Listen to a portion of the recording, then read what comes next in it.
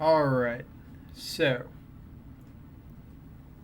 don't have a ton of time to stream today, but I figured what better Shadow variant to rush through a couple leagues with than the Black-Red Scourge version.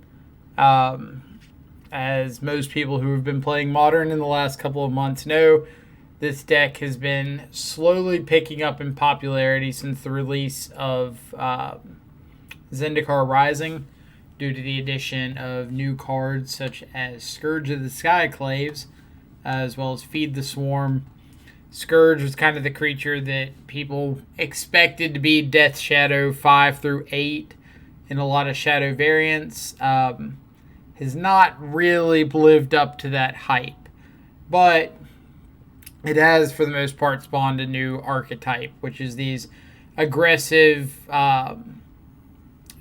aggressive black red X style decks that are utilizing 1-drop hasty creatures to try to enable a turn 2 Scourge of the Skyclaves as often as possible.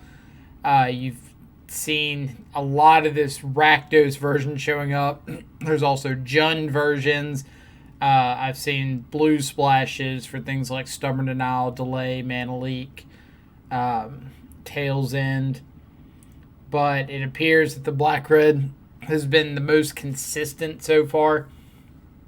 There's been a couple new evolutions of the deck, should say, in the last month or so, including a lot of these decks starting to add things like Blood Moon to fight the 4-color pile decks, as well as Field of the Dead decks, adding things like Croxa to go over the top of the mirror a little bit, give a little more game against those grindy mid-range decks, and add in Inquisition of Kozilek and Night's Whisper to the main deck. A little more disruption in the early turns, and a little more being able to keep the gas flowing in the mid-game.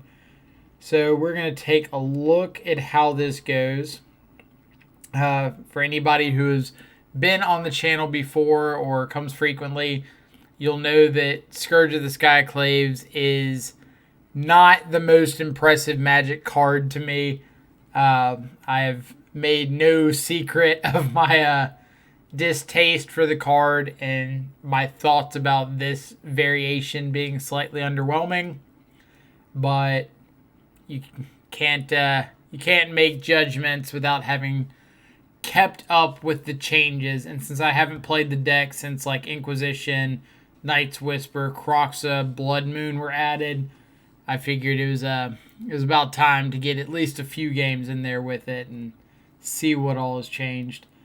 So we'll go ahead and jump into... Actually, let's update Stream Decker because something tells me that's important. Stay the 18th. Feels like the 18th. Ricardo, how's it going?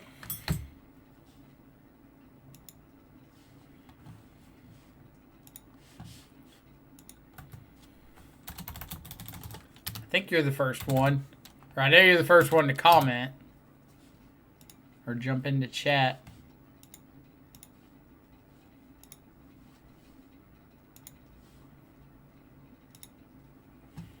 Alright, so it's set as current. And we'll go. Geek Media, how's it going? Hope you're having a fantastic Friday so far.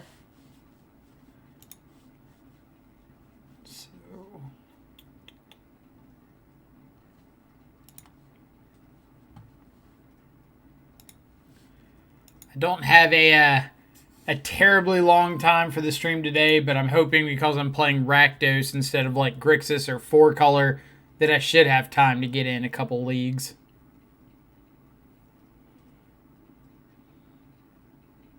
I'm optimistic.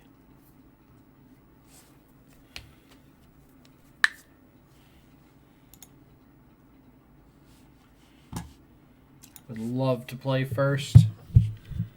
And I would love to reveal Luris. Ooh. What do we think about this? This is the kind of hand where if Bomat gets in a couple attacks, it feels pretty good.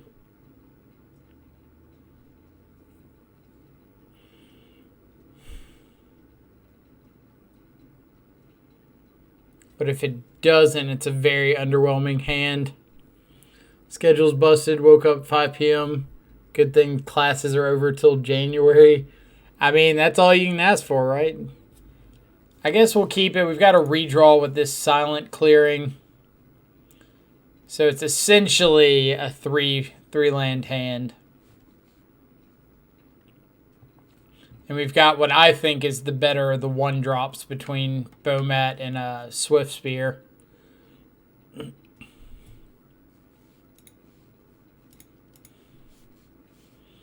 Worst case scenario, we can't always just add Luris to our hand.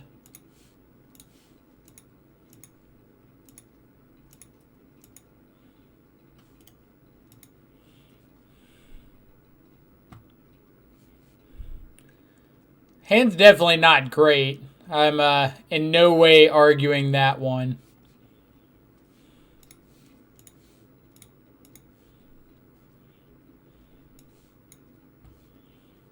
Opponent's hand's not great either, so there's a chance this Bomat Courier is able to get the job done. So we're pretty okay if our opponent wants to sit here and Thoughtseize away our Battle Rage.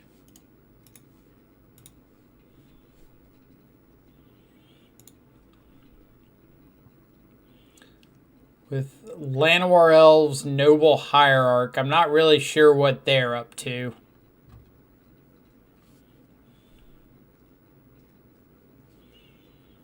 But I do know from this point on, I really don't want to tap off of this Bomat Courier.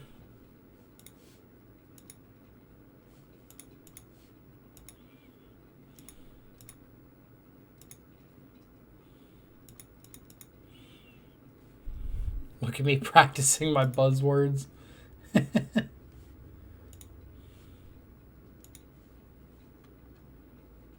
Ronus the Indomitable. Okay.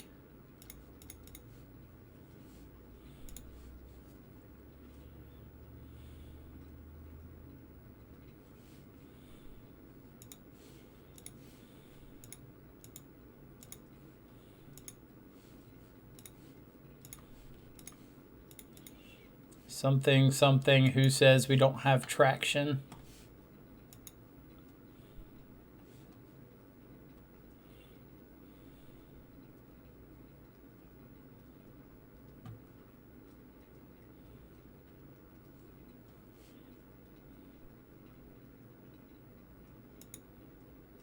Okay.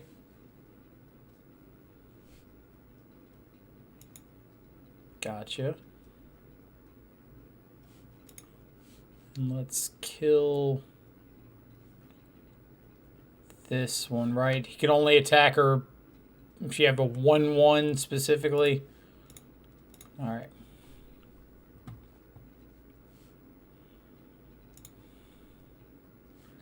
So now opponent's hand is gone.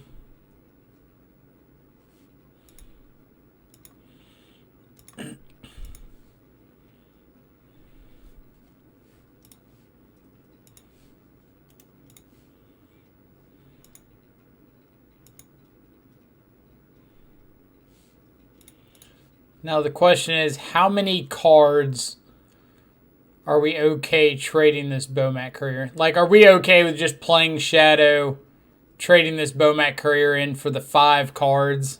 All right. Guess it didn't matter.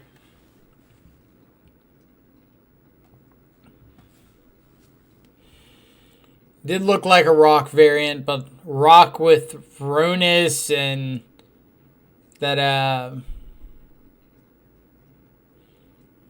well, you got all the traction now on account of all that velocity. You really are killing these buzzwords today.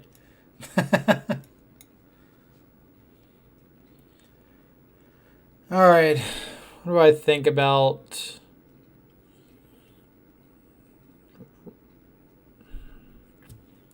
I guess Feed the Swarm and Push are both fine. Cut some of the hand disruption. Cut a Battle Rage. And what?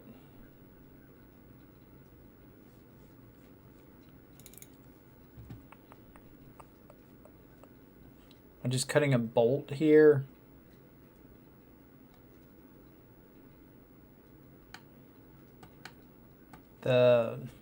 The Beast was the only thing I saw that Fatal Push or Feed the Swarm kills that Bolt doesn't.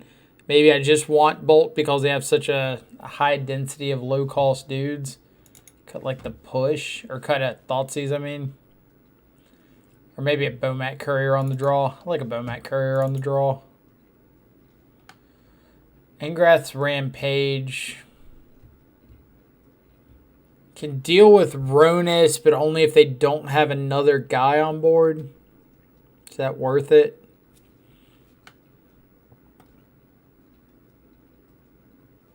Probably not. I feel like I'd want Ingrath for Lily of the Veil. I mean, I don't know. Like, I don't want to start getting too aggressive with my boarding for things that I don't even know are in their deck.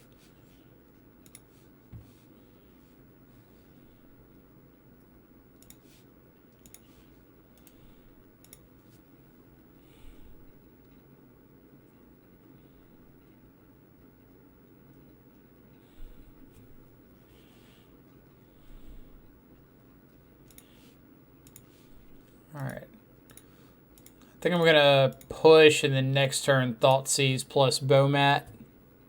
Or I guess I could just play Scourge next turn. Since I got this Peat land.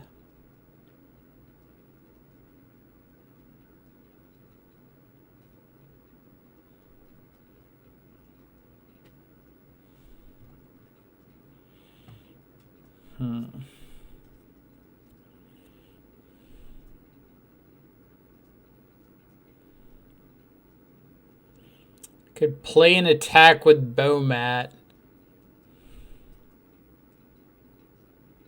And Thoughtseize.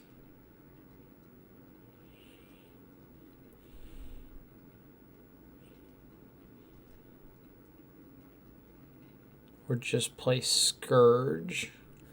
Like, I wanted Thoughtseize before I play the Scourge. So I think I'm going to play an attack with Bomat, offer the trade with one of these 1/1s, because then I can Thoughtseize next turn, bolt the other 1/1, so these Lovestruck Beasts are just sitting there not doing anything, and play out my Scourge.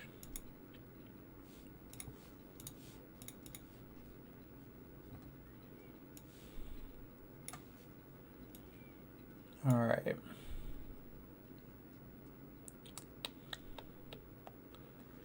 Guess I'm taking Steel Leaf.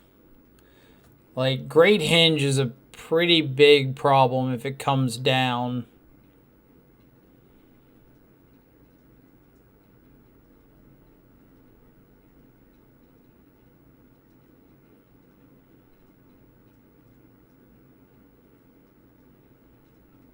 So maybe because of that, I'm supposed to take the Hinge.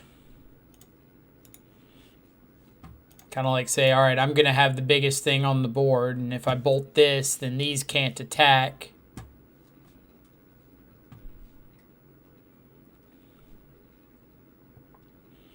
I think they're just like trying to make mono green Stompy work in Modern. It's my guess. All right. Night's Whisper is a good pickup.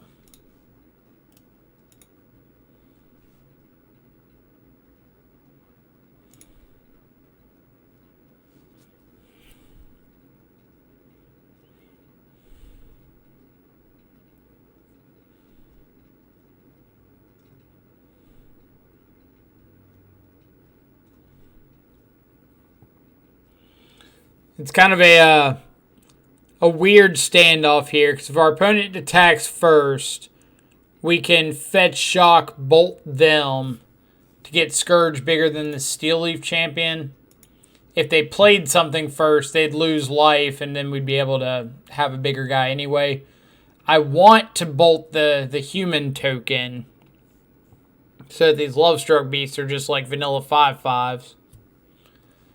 But if my opponent here is giving me the opportunity to bolt them and kill this Steel Leaf Champion, then I don't really want to pass up the opportunity.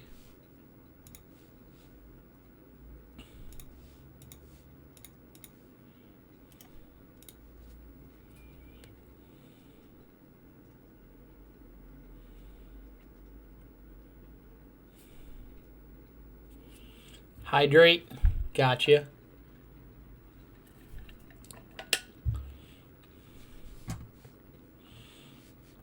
Crocs is not bad. I think I'm going greedy and going for the land plus the Croxa. Or I could just land Shadow. That's probably better.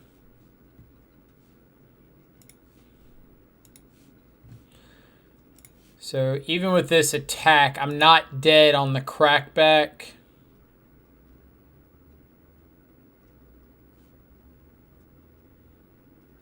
We'll see if my opponent respects something like Bolt.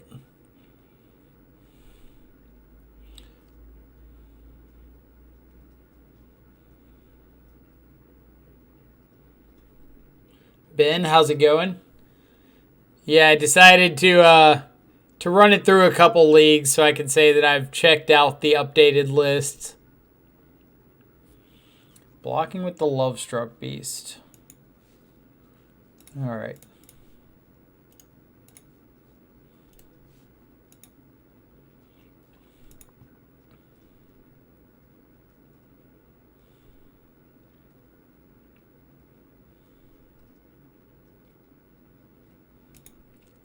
Kitchen Finks. Interesting choice. Is this the... oh no, the Mammoth. Surprised they'd want to play that face down instead of just like having a 3/3.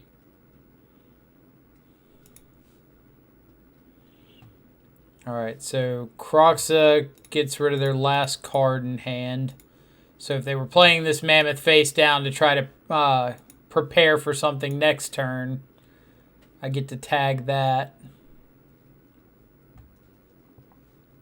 Second Mammoth. Alright, how am I attacking? Play out this, because this means that my Shadow is lethal.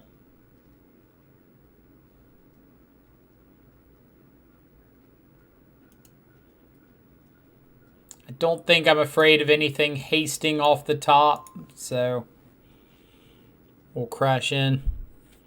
Took the day off work today. Nice. It's always good to have those mental health days every now and then.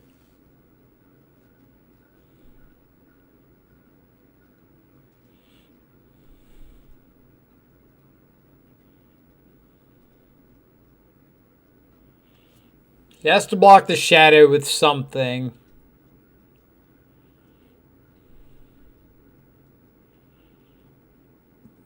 Blocking Shadow with Finks keeps the most power on board.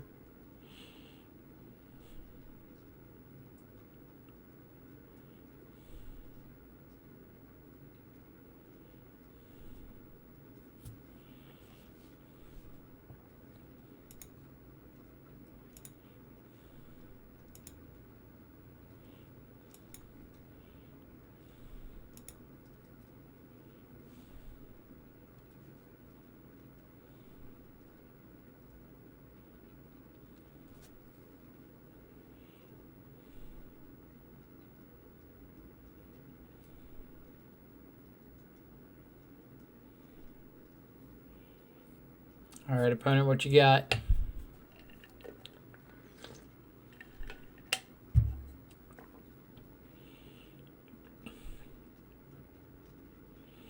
I'm planning on just cracking one of these fetches for like a basic swamp. Juggernaut guy coming back with the 4-month subscription. Thank you so much. It looks like I think that subscription gave us another emote slot. So I'm going to have to go commission our artist for another emote.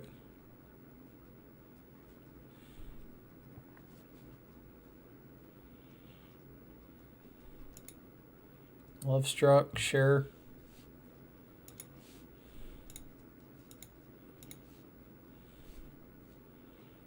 Alright, so let's just get swamp, crack and draw. Blood crypt's fine.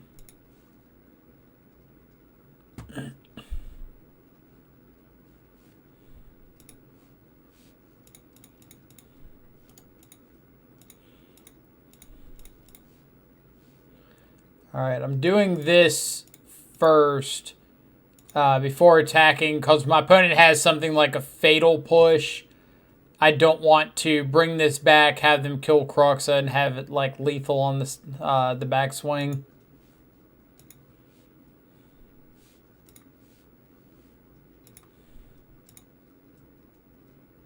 Steel Leaf Champion. Alright, so opponent has to block both of these. And if they do draw a removal spell for the Croxa, I'm not dead on the crackback.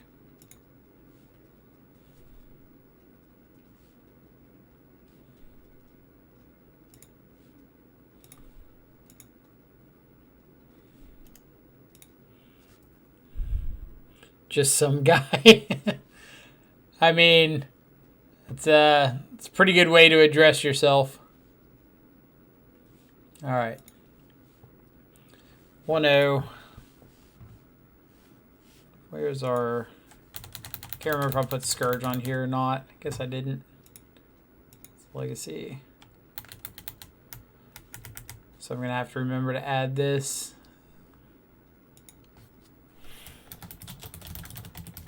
I'll format it at some point later.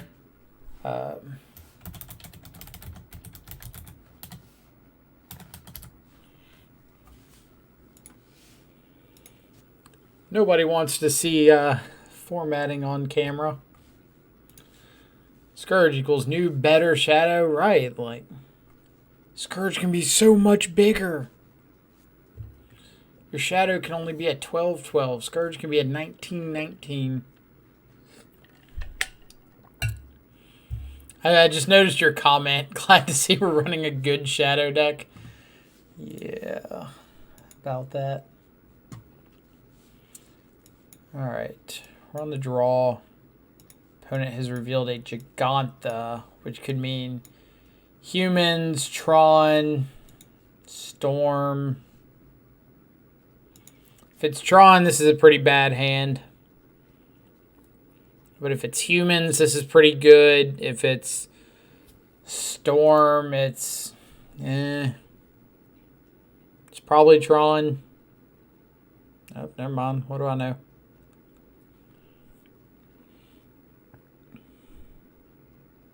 I don't know what it would be off wooded foothills.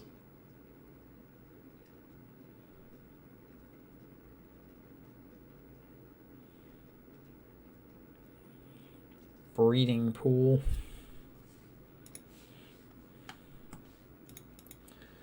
What Bant deck plays Gigantha?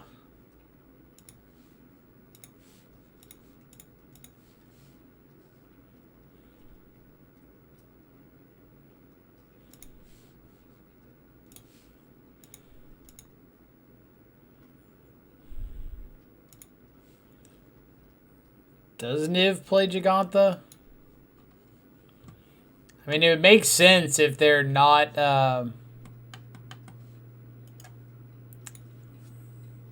if they're not Yorion.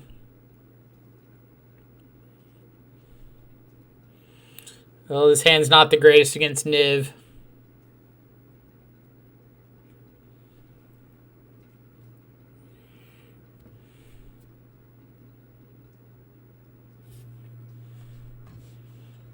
Alright, so let's...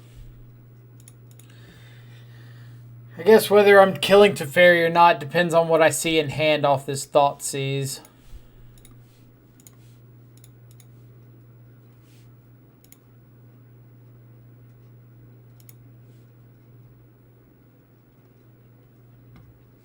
Path Oath.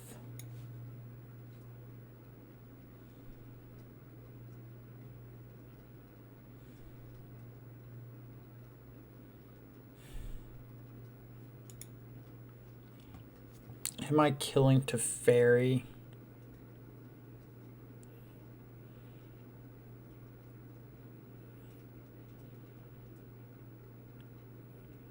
I guess I am.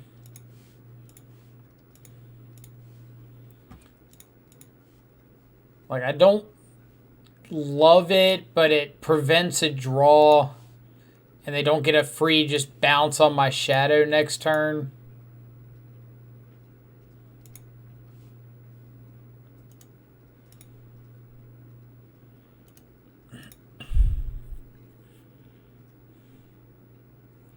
This is the first time I've seen Teferi out of Niv, so this, or Giganta out of Niv. So this is interesting. Then again, it's the first time I've seen Oath of Nissa either.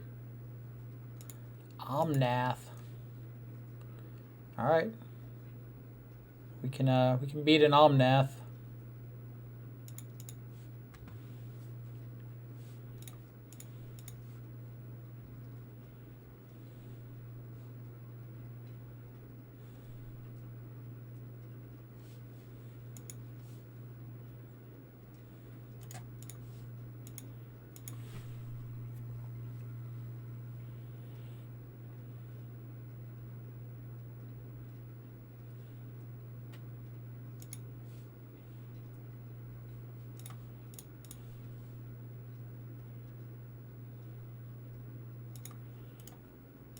Alright, we do want to wait until our next turn to push this Omnath for the Prowess triggers. Oath of Nissa usually means they've thrown the cat combo in. Please no, opponent. I can't handle that kind of power. Oh, no land drop. Nice. And because they're playing Giganta, I don't have to worry about like Force of Negation here, which is also nice.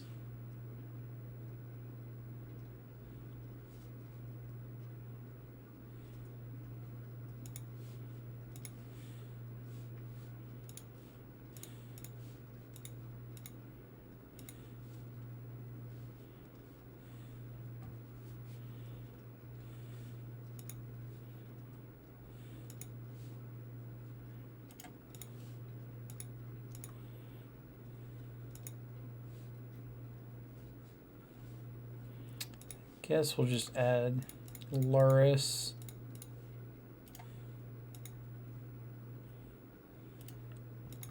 Alright, opponent, don't kill me.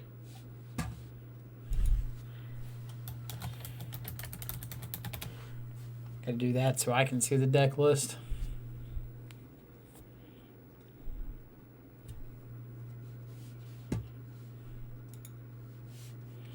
Haven't seen a bobble in either one of these games.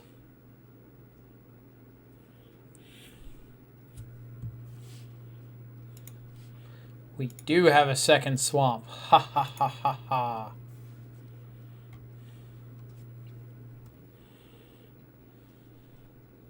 Alright. Game 2 against Niv. K-Command's not the greatest. Blood Moon's alright.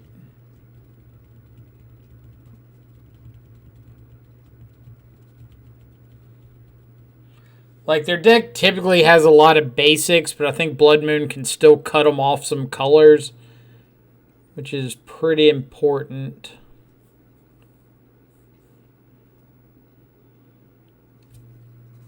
Let's see.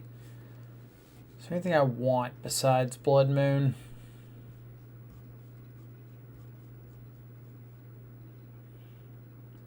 Croxid discard.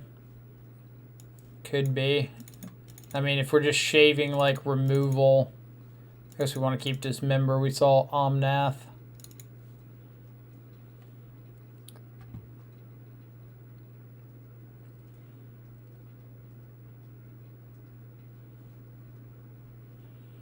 How much removal do we want?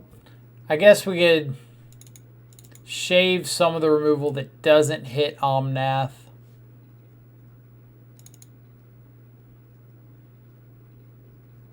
I don't want to go too big on that plan. Like, I don't want to just board out all my bolts and stuff. I had to tune out for a second. Did we win game one? Yes. Yes, we did win game one.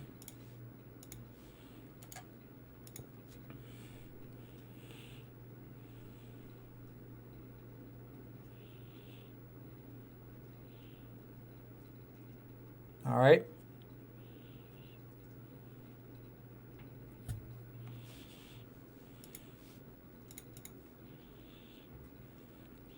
So I know I want these baubles down anyway for the redraws. So let's get swifty.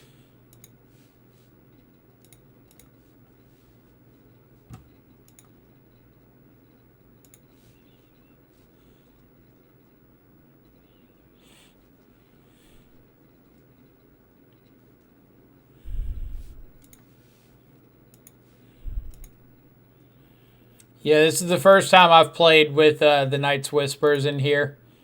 So I'm interested to see how they do. Drawing Tranquil Thicket.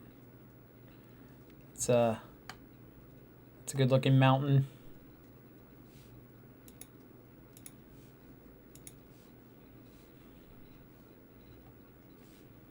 This opponent gonna let us live the dream.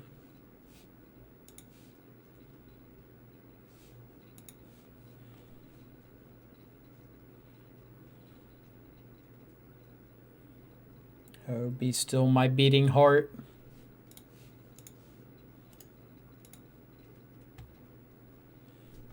Three draws for a land. All right. Winner, winner. So we'll just go ahead and get our second basic swamp. Play out our Blood Moon. Say, all right, opponent, do you have a way to beat this?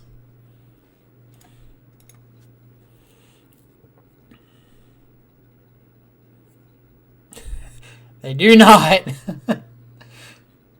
Opponent ramping their Scourge opponent into a turn 2 Blood Moon. Why do you path on your upkeep instead of on your turn? That.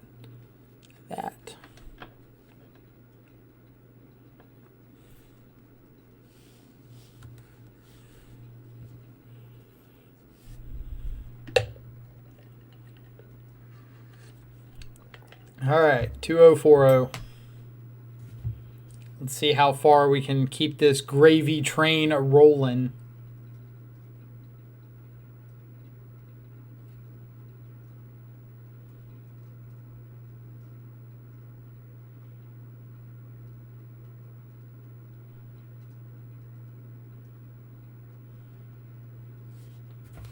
Oh. Whoops.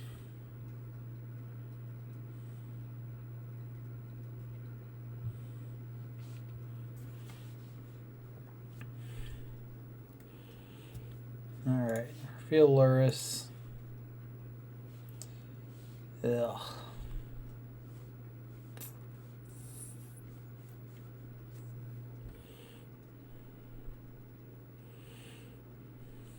I think I gotta ship this. Like, it's not lowering our life total, so if we draw into a Scourge, we can't play it. We need lands and red mana and real threats. So, this we can deal with. So I'll keep bottom the basic swamp. We can go turn 1 Inquisition, turn 2 Night's Whisper.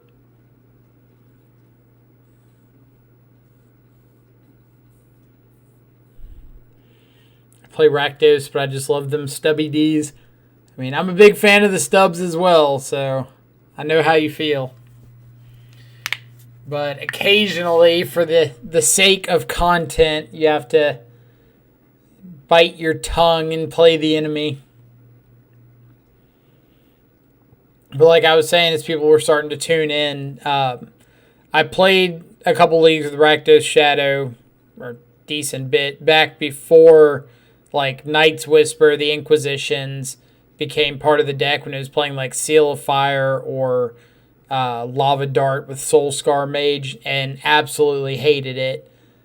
So now that they've changed things up a little bit, I feel it's my duty to at least kind of go back and update.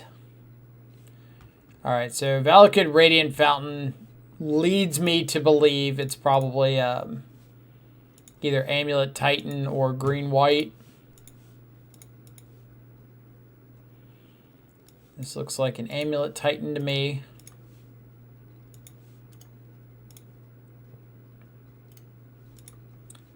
Second Inquisition.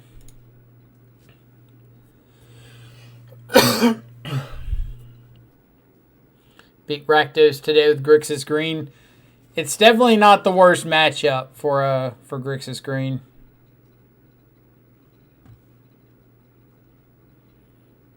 Alright, so life total check here.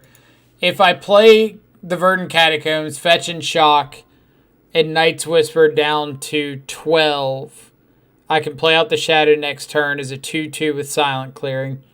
If I play the Knight's Whisper off the Silent Clearing, I'm going down to 16, 14, Fetch Shock to 11, one more Silent Clearing. The Shadow's a 3-3 next turn. This is all assuming I don't hit another fetch land. If I hit another fetch land, then obviously the fetch here is better. But because I don't want to hit more lands, I'm going to err on the side of trying not to hit more lands. We see how well that worked out, but you get the idea.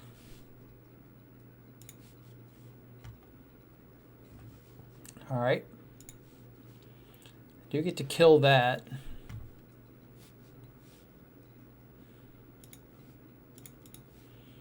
So let's go Blood Crypt, Inquisition, just cause this isn't getting any better for us. Fatal Push you, play out you. Say go.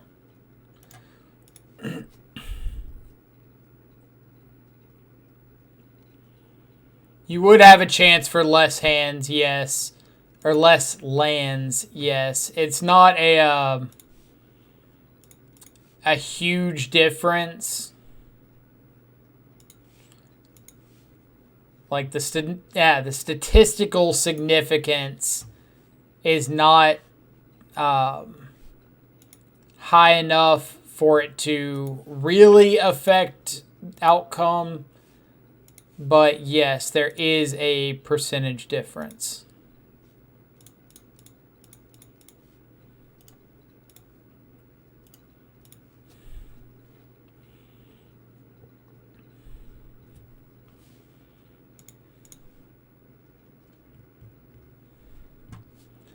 So here we just have your classic us racing against them, drawing into a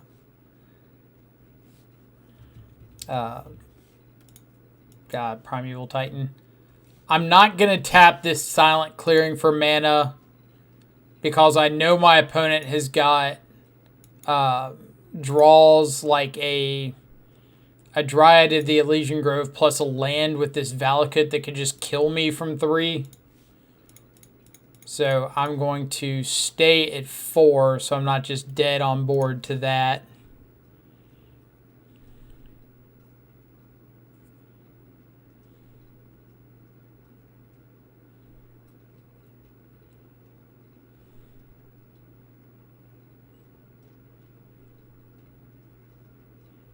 So they'd have to have Green Source Titan.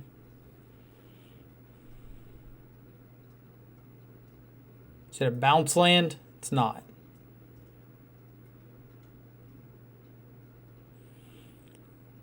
Remember that time I was a complete genius?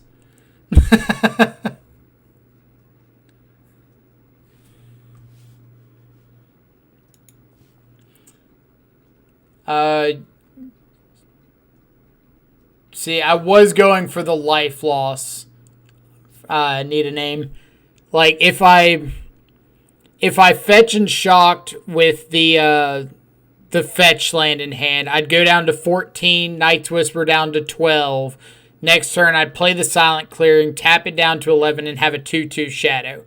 If I used the Silent Clearing to cast the Night's Whisper, I'd activate the Silent Clearing, go down to 16, Night's Whisper down to 14. Next turn, fetch and shock down to 11, tap the Silent Clearing again, go down to 10 for a 3/3 Shadow. So the Shadow would be bigger playing the Night's Whisper off of the Silent Clearing, assuming I didn't see another land. And since my hand needed more gas, I wanted to play with the assumption that I wasn't going to see another land instead of the assumption that I was. Yeah. Hope that makes sense. Alright, so Blood Moons. How do I want to board here?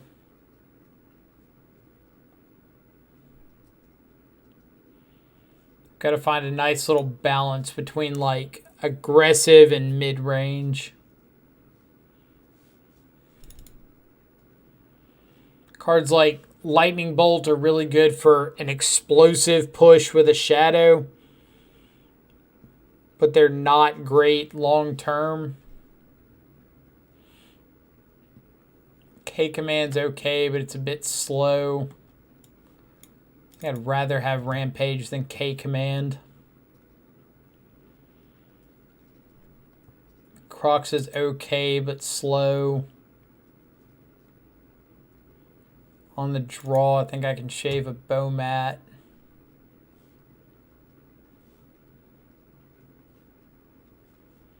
I'll bring in 1K return. Do I want to bring in K return just for the tokens? Not really.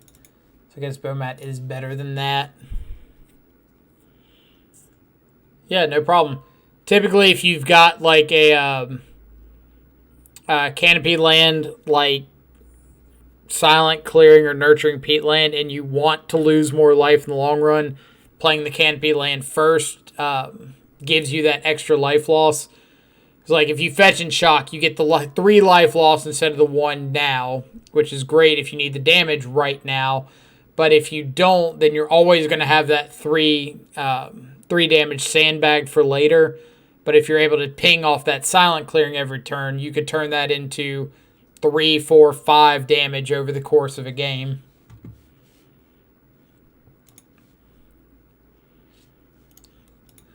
I don't hit feed because Dryad is a pain. We're trying to Moon Revolt. A push is hard to get. Right. That's a fair point. But we've got this Dismember here, so I'm kind of hoping that's going to carry the weight for us. And I'm going to try my best to not give away this Blood Moon in our hand. So I'm going to fetch and shock here and just try to get to a point where my opponent doesn't think that I'm playing with the intent of Blood Mooning.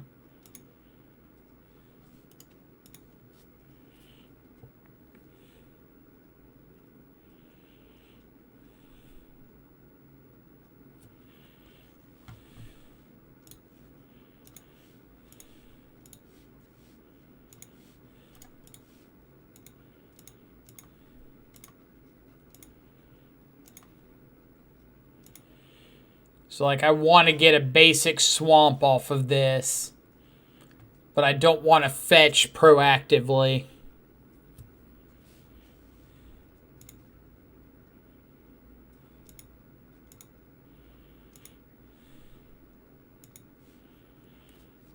here. I'm going to wait to see if I draw the land before I do anything, because if I don't draw the land, I don't want to give away any information.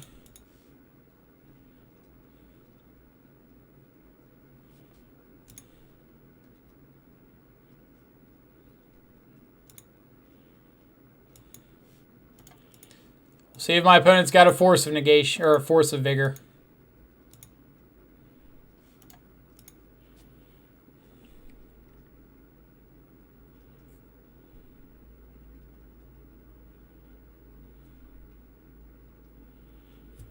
EE on 1, sure.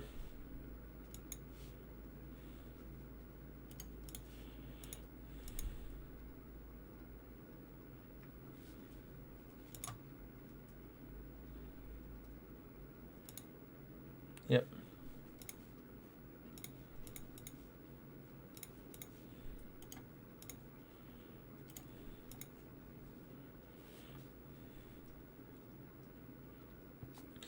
All right, so going to my turn, I could play out the shadow, bolt my opponent, trigger prowess on the swift spear, dismember. I guess. Nah. Can't dismember my own swift spear and present lethal. So I'd have to find something else. So yeah, based off this, I couldn't present lethal next turn. Let's see, could bolt myself down to 3 or down to 11, play shadow out as a 2/2, dismember down to 7, but doesn't grow the Scourge, it just gets shadow out. Which is probably fine. Alright, 3060.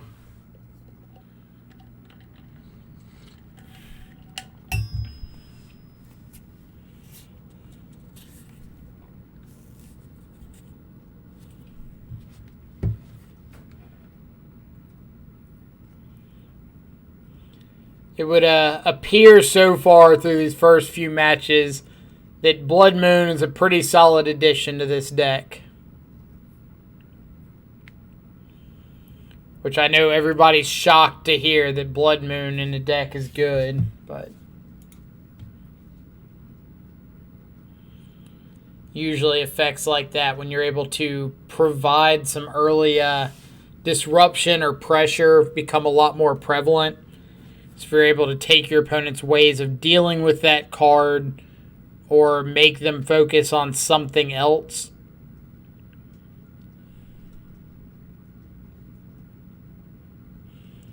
About time I see you on this. I told everybody already that I have made I've made it no surprise that I'm not a huge fan of the Scourge deck or Scourge of the Skyclaves, but I appreciate that the Scourge decks are innovating and adding things like Inquisition, Night's Whisper, Blood Moon, and so I'm trying it out to get a feel for the updated list, because I think that's fair. I don't want to say like, oh no, Scourge, I hate it so much, and then the deck list gets updated and I'm stuck with my antiquated ideologies.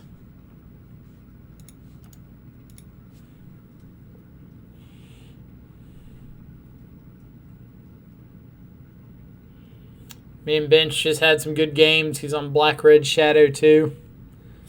Makes sense. Alright, so I could...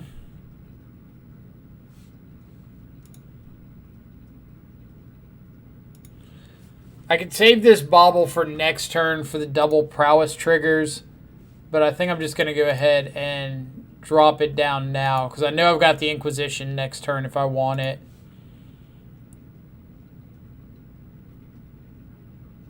And I want to make Scourge a little bit better if I draw it.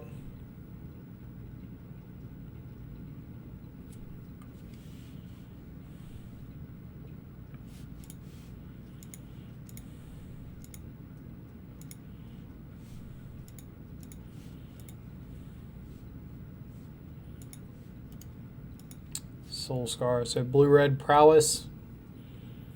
I'm on humans list, have 2 5-0s currently. Let's check it out.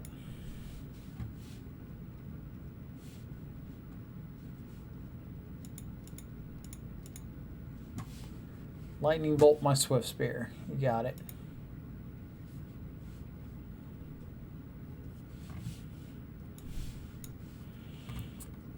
What do we got? 4 copies of Kargan Intimidator. Sometimes you just got to make things cowards. 4 copies of Luminarch Aspirant. Judith.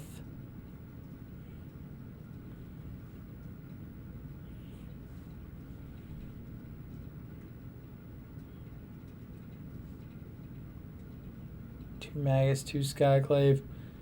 That dude's interesting. I'll have to hear about how he's been.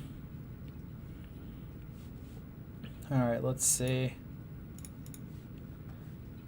I think I'm just going Swift Spear Inquisition.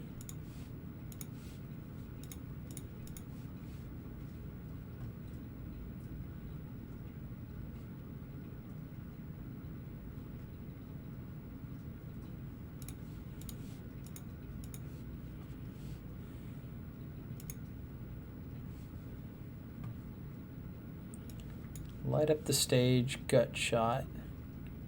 Alright, I'll take light up the stage because we've got Dismember for this Stormwing entity.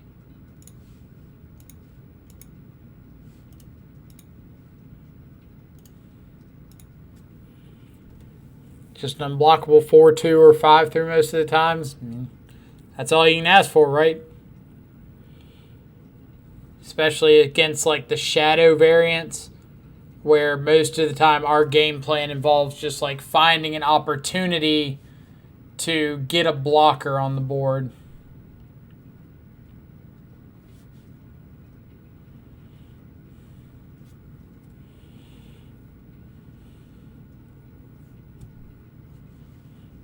As long as it's a non-lava dart meta. 1 top, 1 bottom. K command's interesting. So I think I need to take the safe approach and just go ahead and kill this.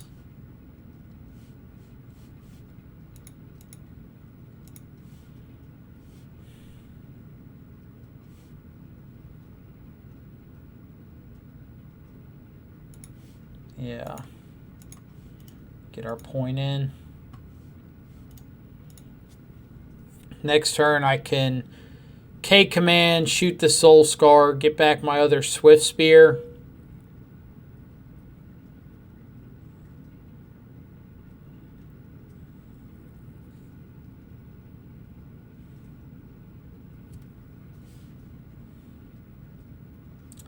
Opt, you say?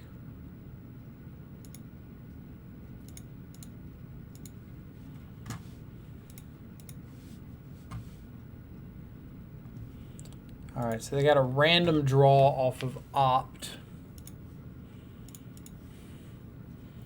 So would I rather shoot Soul Scar, have them discard?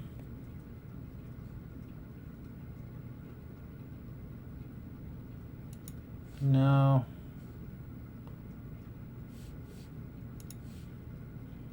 I guess I could discard, get back Swift Spear.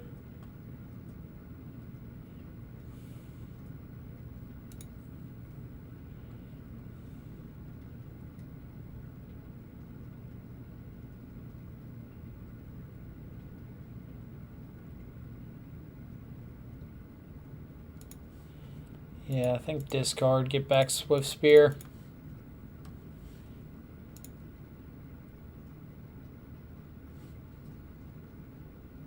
Chandra, Torch of Defiance. We call that one a winner.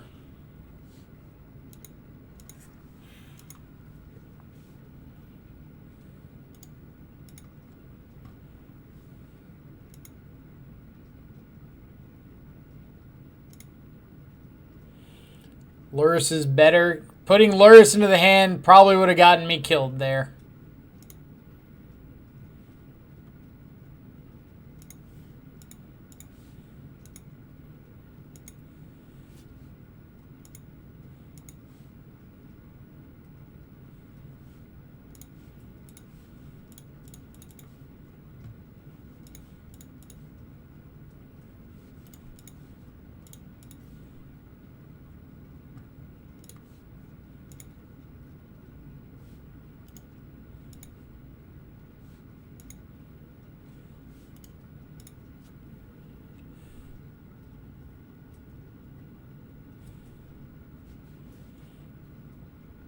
Well, this could very well get me killed too.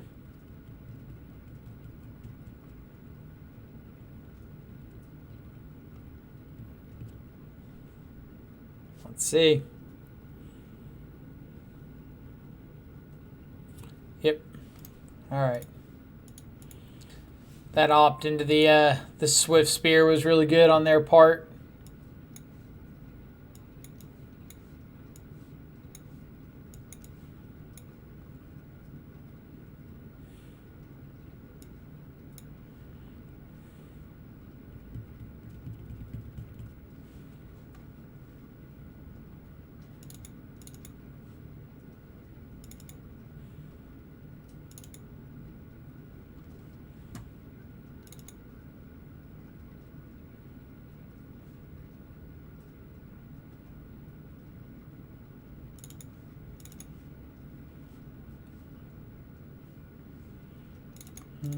Probably cut all the bow mats here. Like I'm bringing in K-Return. They have Lava Dart.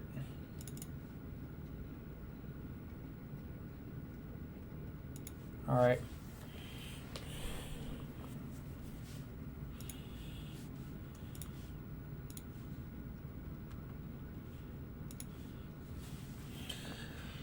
All right, we can live with this. We've got interaction until we just put Luris into our hand.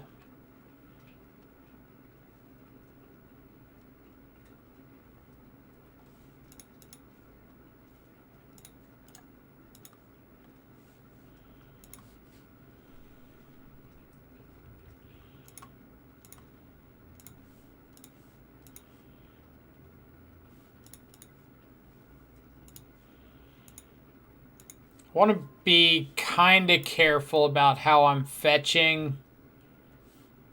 The goal is to get both of my basic swamps.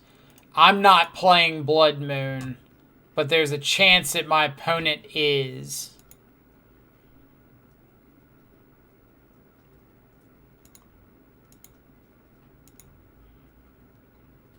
So if I have the ability to play around Blood Moon, it doesn't seem like that bad of an idea.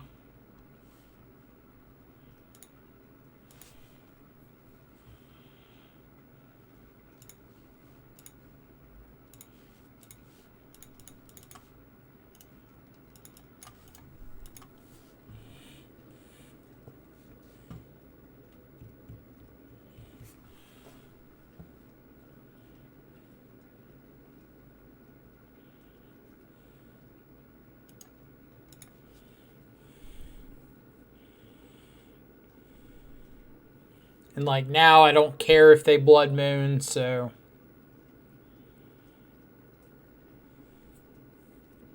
Yep.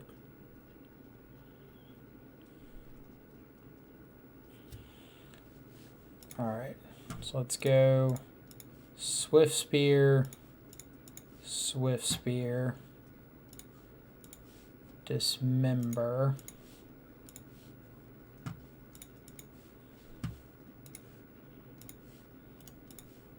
Hit.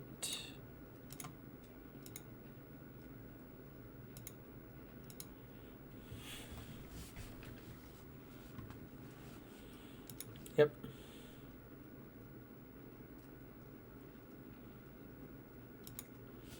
Sprite Dragon.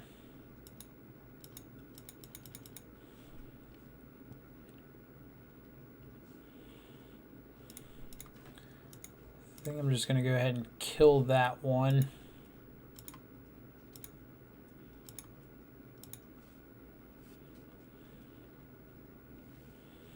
Shadow's a pretty nice pickup.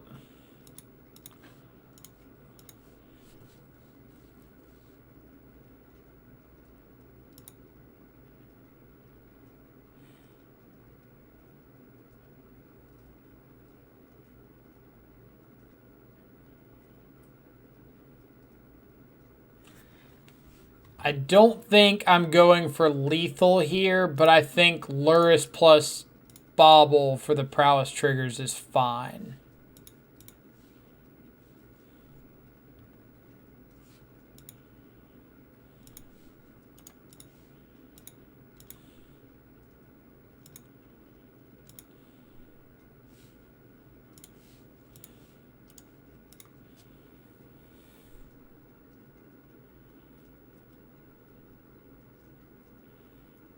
So they're not drawing the lava dart.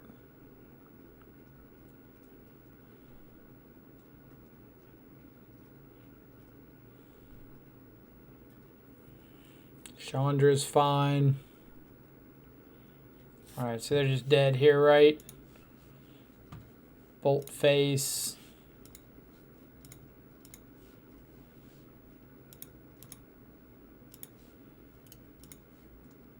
Yep. Alright, game 3. Anything that I'm swapping out. Probably want the second Dismember in, especially on the draw. Maybe K-Return's not that good because I just have 4 push, 4 bolt, plus Rampage and the Dismembers, and Feed the Swarm. It's not like the Mono Red Obosh deck where I'm expecting them to go wide.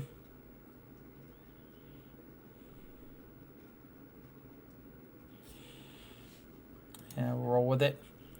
Are you streaming any of the events this weekend? Probably. It depends on how many play points we earn today. I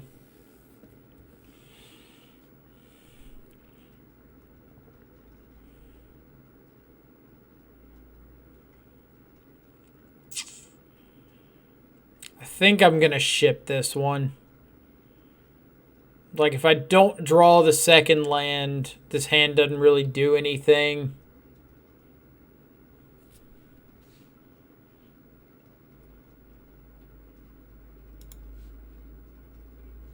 Alright, way better. Let's bottom Bobble. Yep. Alright.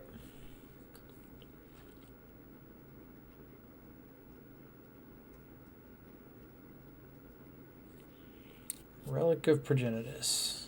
Okay.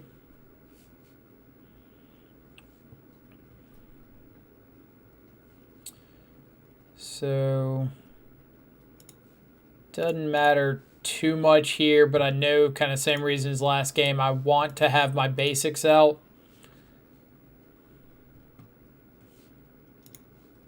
Sure. So I do have Manamorphose Stormwing. So let's take that and say go.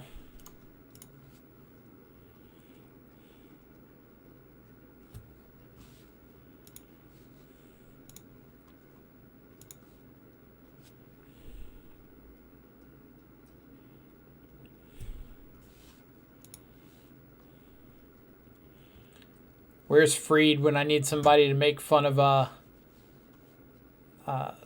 relic activations with me? For whatever reason, every time an opponent has a relic and they have the ability to crack it, or they have the ability to use it, they're just like, have to use it right now. Can't wait. Can't afford to go to the next phase of the game. Have got to use it right this second. Like this. Why? What is the need to activate the relic right now unless you just want to F6?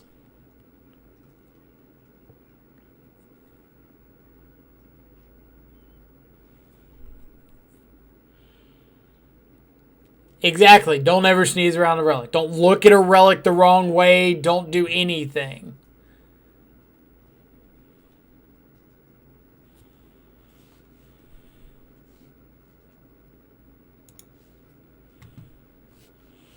But there's just like no reason behind it, and that's the part that bugs me.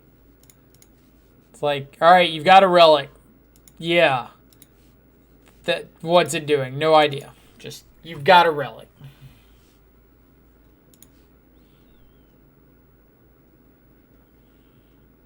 If you drop your pin, you're just asking for it.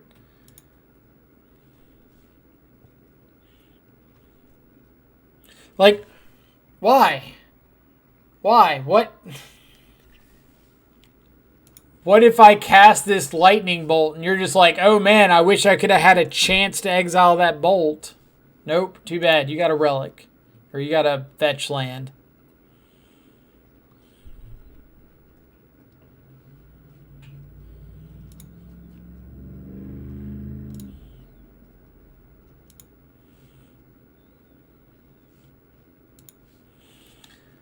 Alright. Just go ahead and push this gentleman.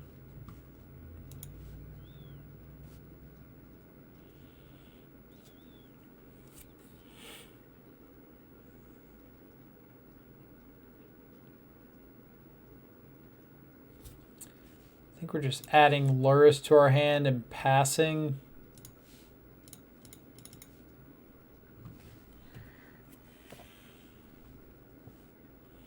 Or playing fetch land and passing.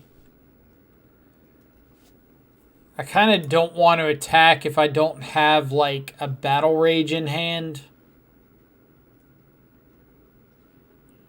I haven't seen Pyro out of them either.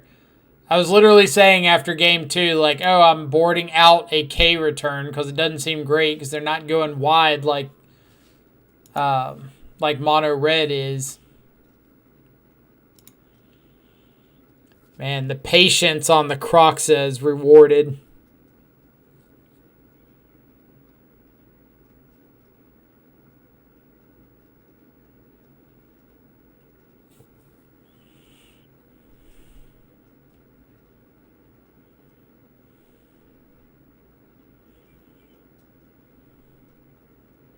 Please don't double bolt my Scourge opponent.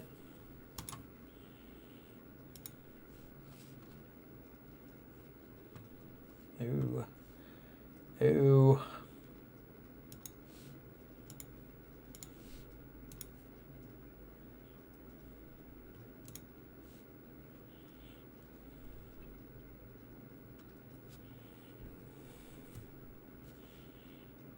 Lava Dart, sure.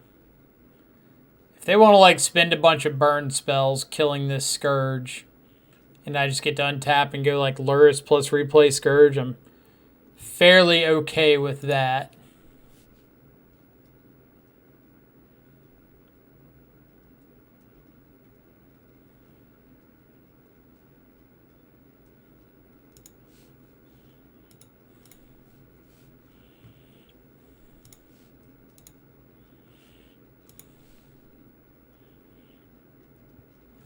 Or do I want a Croxa?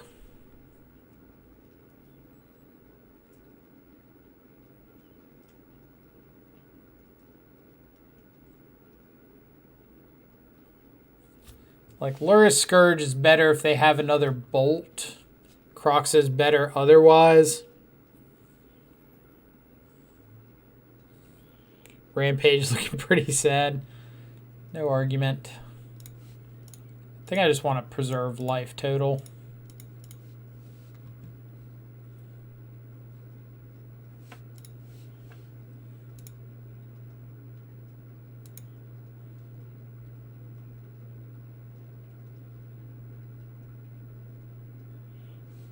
Discard a second Lava Dart.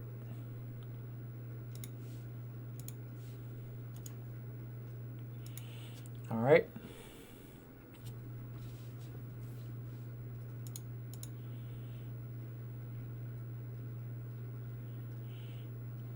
I thought about feeding a token. I think I'm going to be boring and just bolt one.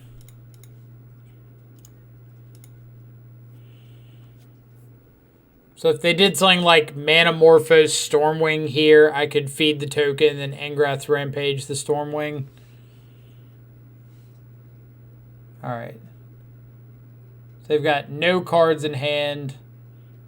They've got a Pyromancer in the graveyard.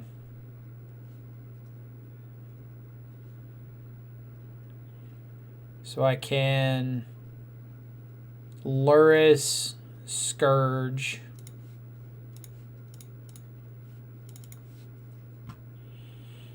They can throw away both of their Lava Darts to kill the Luris.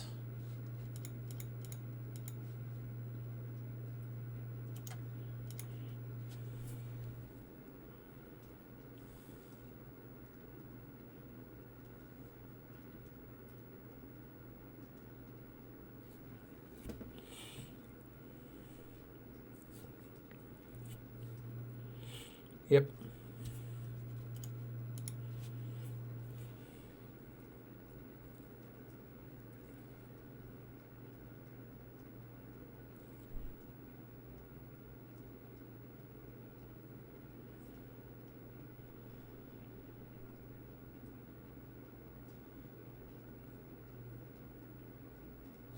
Guess that one's alright. Let's go ahead and get our Luris value, because if our opponent's got a removal spell for the Luris, like, I want to go ahead and get an effect off of it.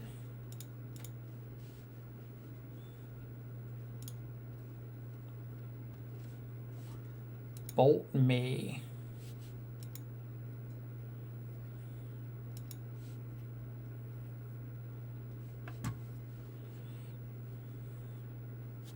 So now I have to attack with Luris, right?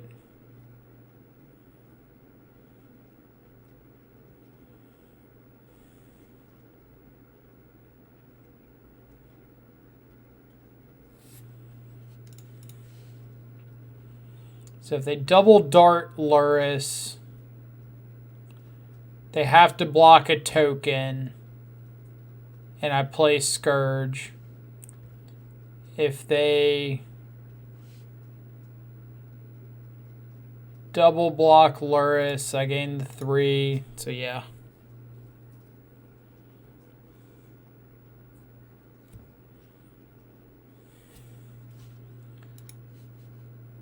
They're just planning on, like, letting me gain the 3 life?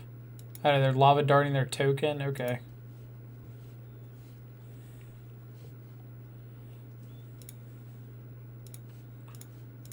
So we're dead to bolt off the top.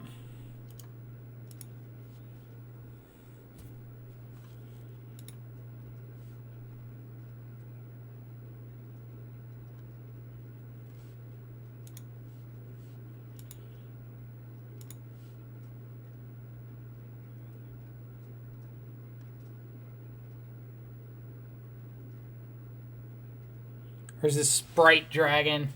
We're dead to Sprite Dragon off the top. Or not. Well then. Opponent living up to their T's name.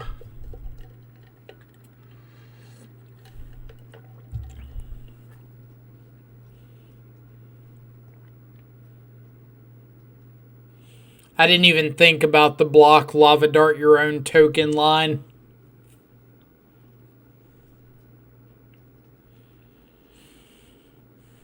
Do you like Rakdos better than Jund Shadow? That's a tough question, because basically every non-blue Shadow variant I put in like a category of its own below everything else.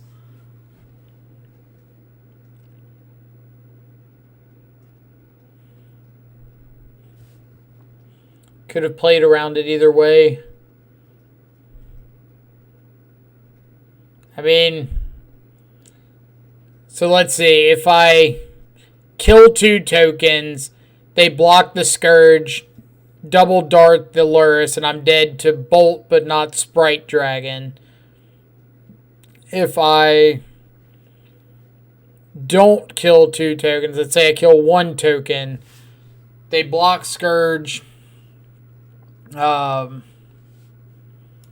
Luris, dart their token, and I'm dead to Sprite Dragon or Bolt. So I could have given myself the ability to play around Sprite Dragon, but I couldn't play around Bolt.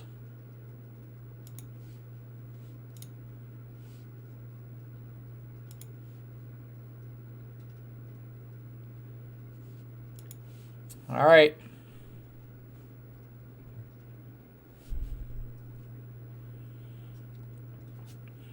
Weren't we at 3? That would require us. Yeah, so we'd still be dead to, like, a direct damage effect.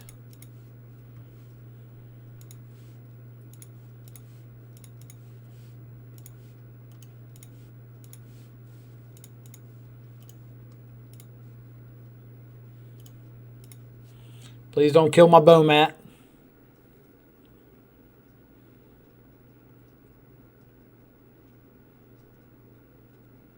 VFRAS 96. Did we win? Yes.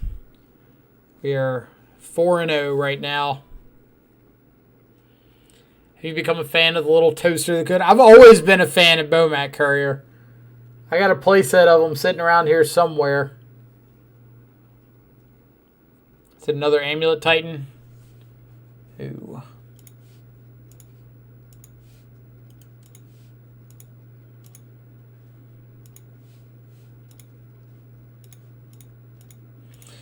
Please don't Radiant Fountain me, bro.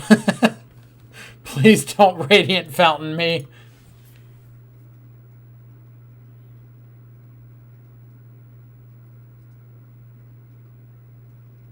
It is oops.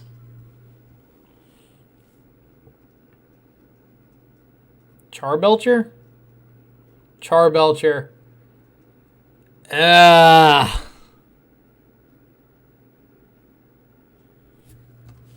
Alright.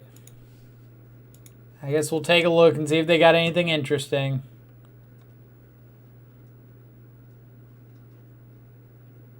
Nope. Pretty standard.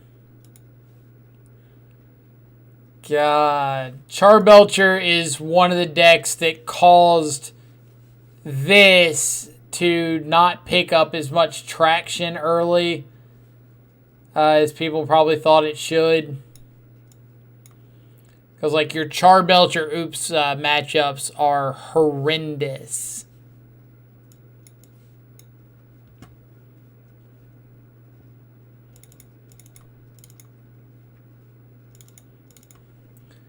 Alright, board out all my removal. Board out anything that, or board in anything that could be impactful that's not removal. Ways to kill Charbelcher if they don't kill me in 1 turn. Ways to answer Leyline. Croxa because Croxa. Hope and a prayer. That's all we can do this matchup.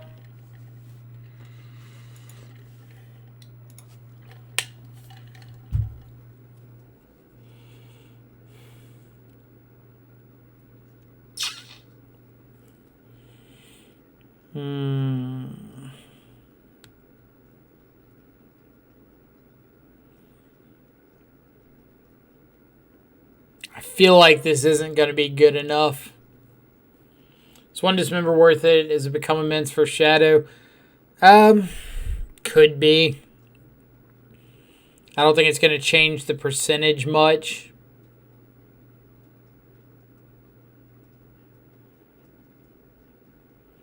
It's like it is good for exactly Shadow and not Scourge. I think I have to ship this. I think this is too much what if. What would I mold towards? Thoughtseize over Inquisition. This is basically a dead card in hand. And these are I don't knows. It's like even this I think is better because at least I have a plan with this hand. I can lower my life total. I can lower my opponent's life total. I've got Bomat to turn on a Scourge of the Skyclaves if I happen to draw one.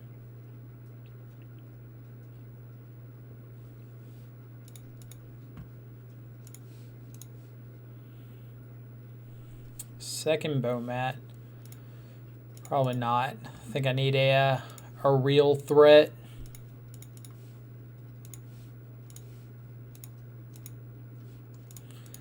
This is also the matchup that Rakdos used to play like, or this and Oops were the matchups where Rakdos used to play like 3 or 4 copies of Cleansing Wildfire in the board.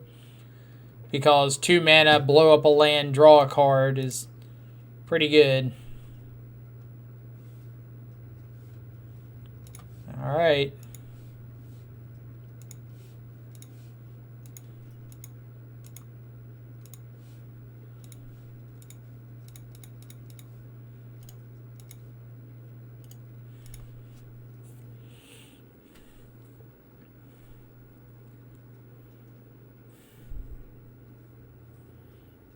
Yeah, Mana Leak's really good here. Stubborn Denial, Delay.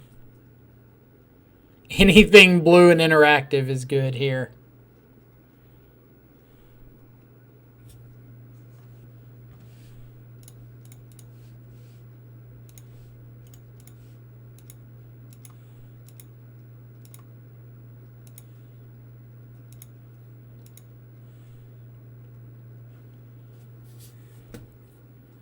It's kind of weird. Red-Black is the best Shadow deck, but beating Oops and Belcher seems like you need to get pretty lucky.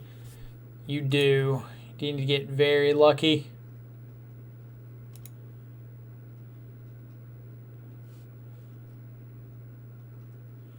Like, it is a lot better of a matchup when you were running 3 or 4 copies of Cleansing Wildfire in the board. But without those, it goes downhill quick.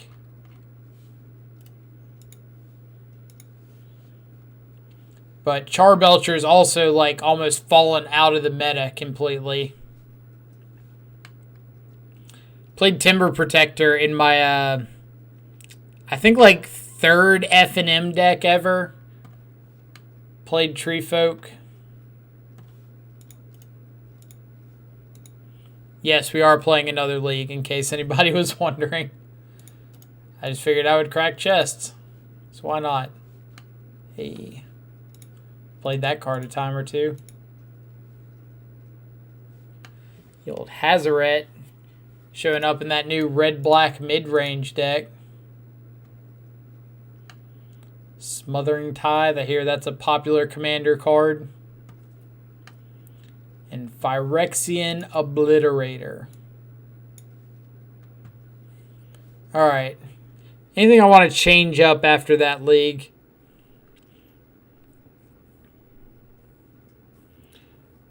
I wasn't a huge fan of Engrath's Rampage. I could very well see like a Rampage.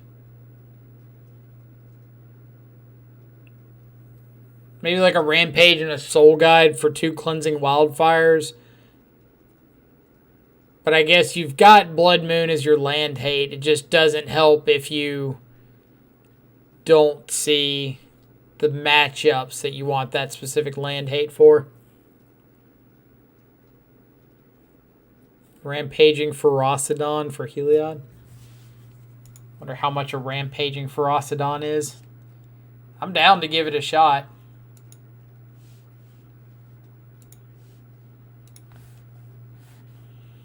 Assuming they're not like 12 ticks or something.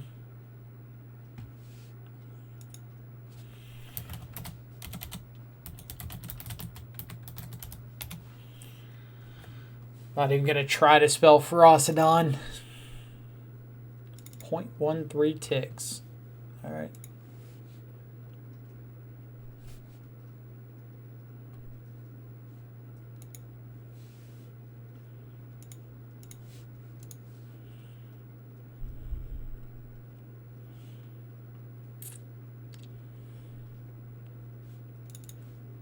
I think something like that.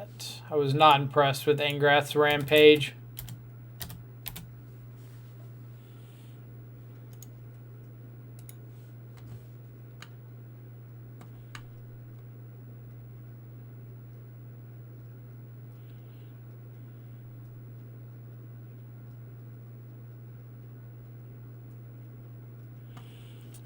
Right. Reign of Gore does not stop lifelink.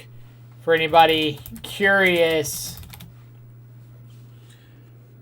Reign of Gore says if a spell or ability would cause something to gain life, so like Spike Feeder is an ability that gains life, Auriok Champion's an ability that gains life, but Heliod just activating on something, like activating on your Scourge of the Skyclaves, does not cause you to lose that life. You gain it instead, and your Scourge dies. It's very unfortunate. Were you siding in the extra push? Yeah, I think I sided it in against Prowess, against Red-Black, and against this mono-green deck we started the league off with. So at least 3 out of the 5 matches I did. The other ones were Amulet and Charbelcher, so I didn't there.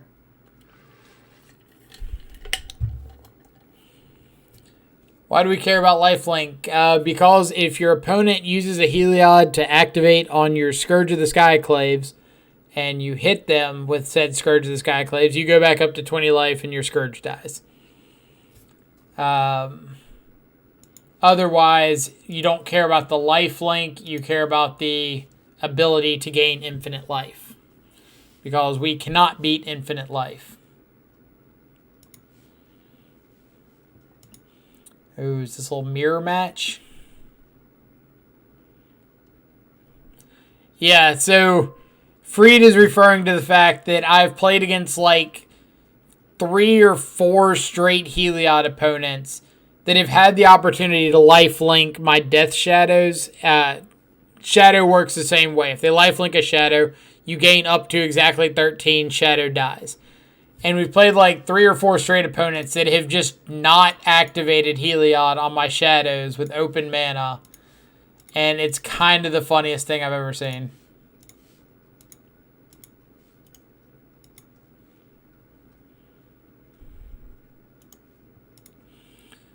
I did have someone do that to me, and it was sad. It is. It's right up there in Legacy when your opponent Swords to Plowshares your Shadow, and you've got another one on board. You're just like, dang.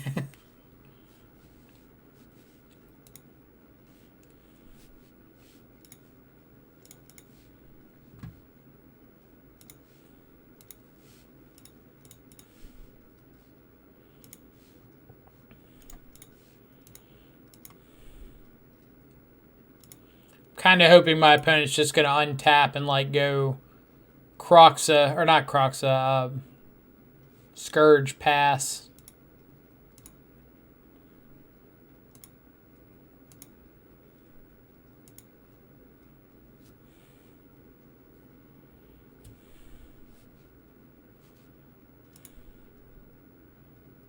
Still won though.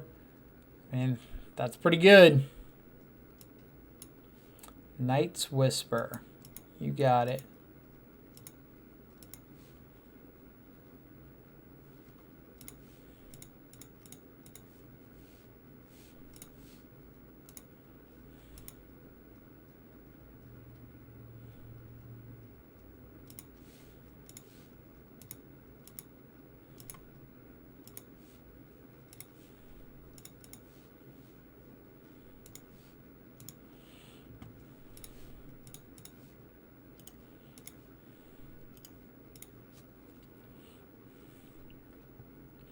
So hopefully this next turn I can just like push something, add Lurrus to my hand.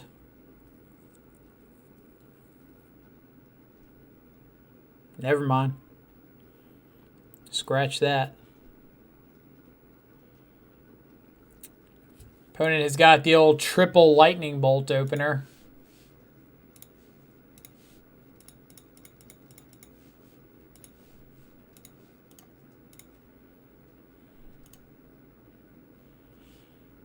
I guess getting Croxa back there would have been equally good.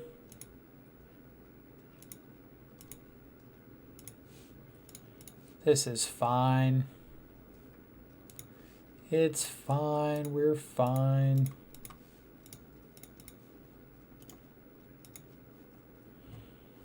Let's now get done tap and go Lurrus Shadow.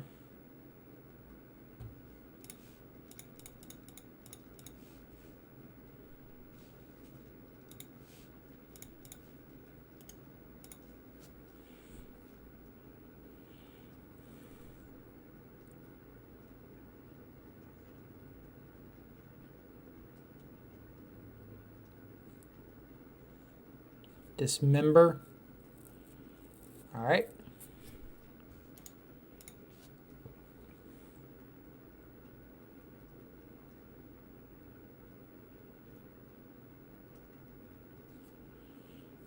Come on, Shadow Pass. Come on. I'll take Scourge Pass.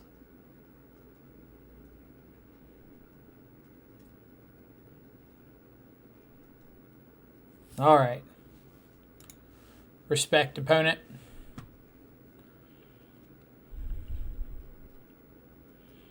Have you Bomat checked yourself yet?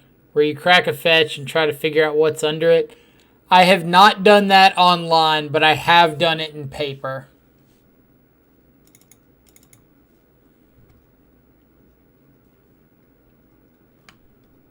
Kind of like Ferocidon here. It's just like a menace threat.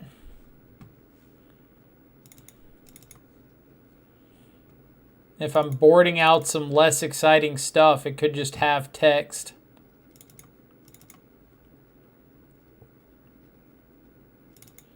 Something like that.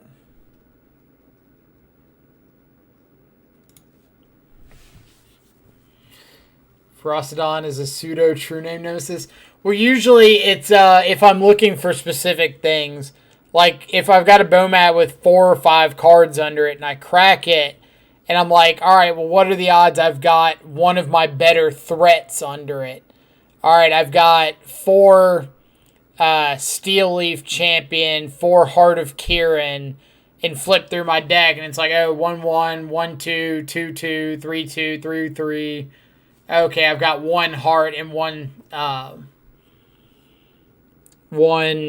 Steel Leaf Champion under there.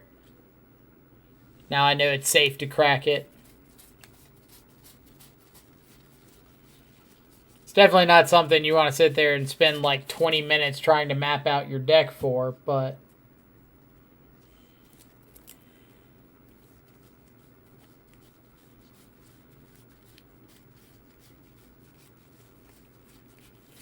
at least MTGO lines them up so it's easier to figure it out.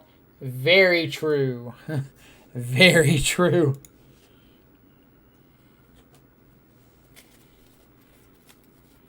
Where did those Bomats go to? I swear they were just like right over here.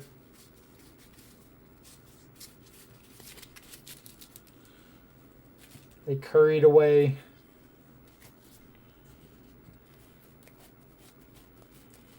Also appreciate our opponent's username, Jewish Crab. I don't know if that's like a Jewish inside joke that I'm unaware of, but I appreciate it. They also mold to 5, so that's pretty nice for us.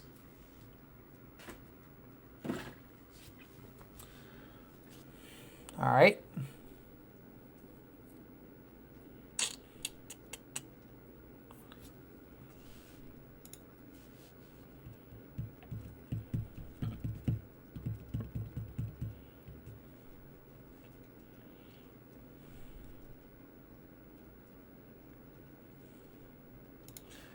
Don't care a ton about my life total.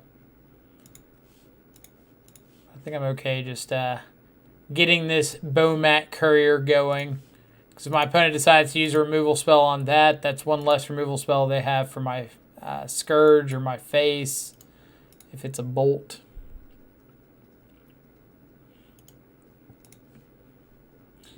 Did you get enough qualifier points for the Super on Sunday? No, I haven't even tried.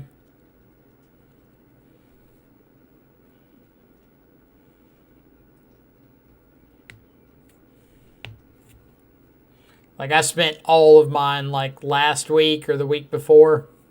I guess it was last week. Take my push.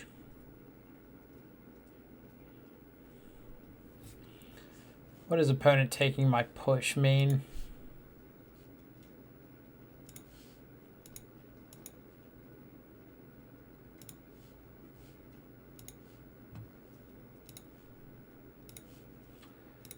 Going to assume it means they have push for this and untap Scourge.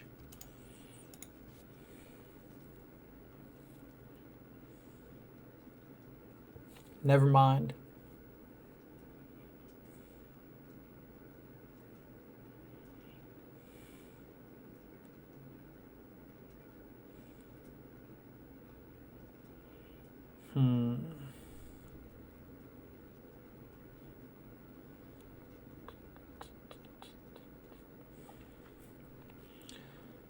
Opponent, are you willing to trade Scourges?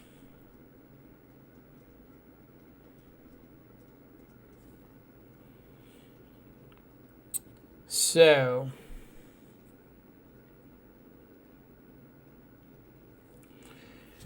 if I play Swift Spear, attack with everything. My opponent blocks Scourge on Scourge. They know about Dismember, so they're not going to block in a way that would risk losing their Scourge.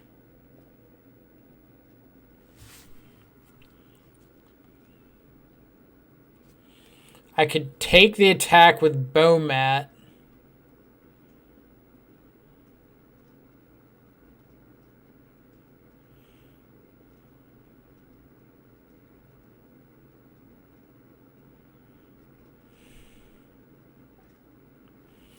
I think I like offering up the Scourge trade. Because my opponent's missed land drops. So if they're taking this trade, I just get to like add Lurrus to my hand. Move on with my day.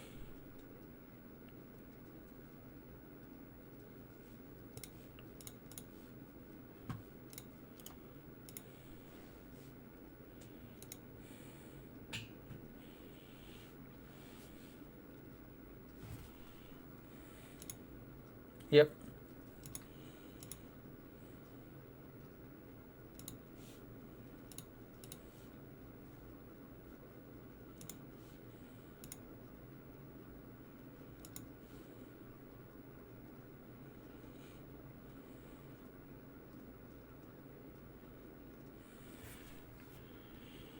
Let's see.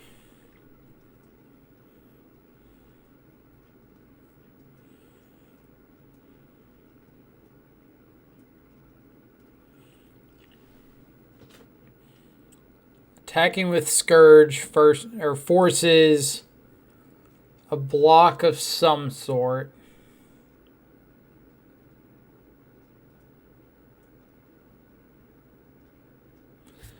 Alright, I think it's attack with Scourge. If they block with the Scourge, I just add Lurrus to my hand. If they block with Swift Spear,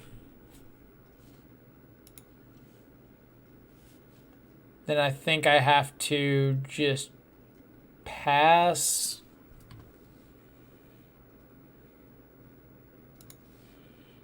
Yeah, Blood Crypt tap, pass.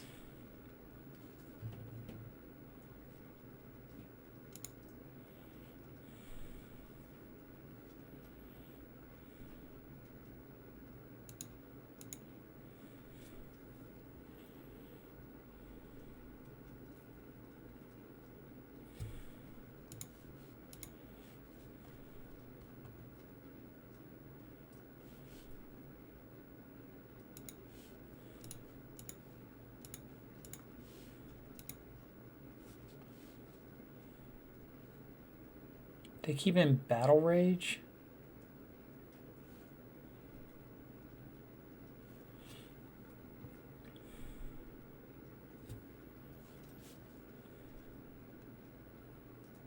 They kept in Battle Rage and this isn't even lethal?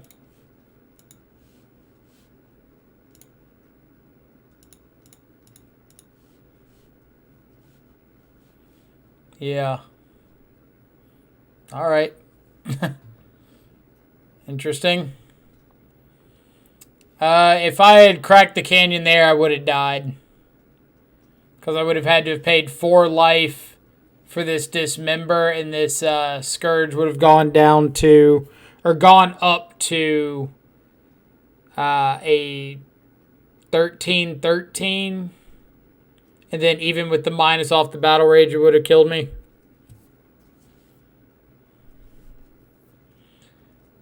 Why was it not lethal? Good question. So paying only the 1 life off the canyon put me down to 10 life. So Scourge is a 10/10. The Dismember giving it -5/-5 makes it a 5/5 with trample and double strike. I'm at 10. The Bomad Courier's blocking 1 point of that. I'd be taking 9 and going down to 1.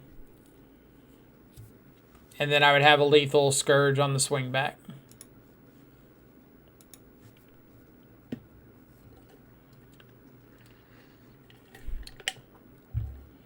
It only gets up to a 10/10.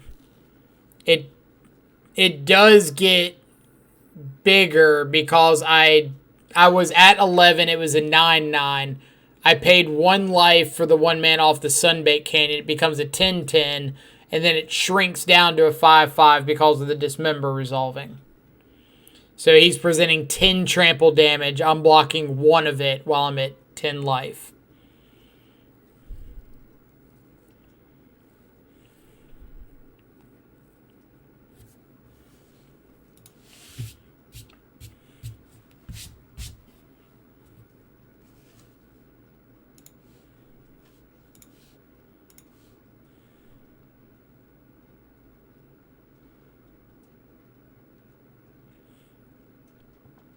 I think this is a mulligan.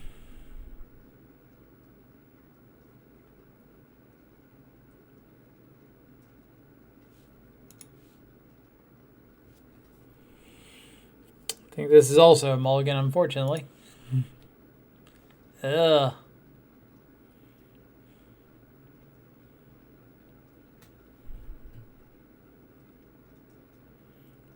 You're right, he was at 7, wasn't he?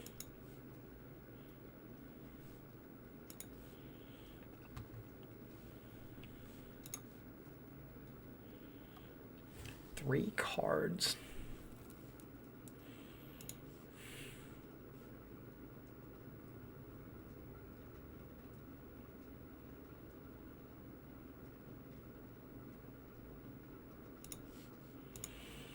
Yeah, him being lower than me meant he shouldn't have scooped. Honestly, I wasn't paying attention as much as I should have to his life total. But if he was below 10, then it wasn't lethal. If he was at 10, or if he was below 10, it was lethal. If he was at 10, it wasn't.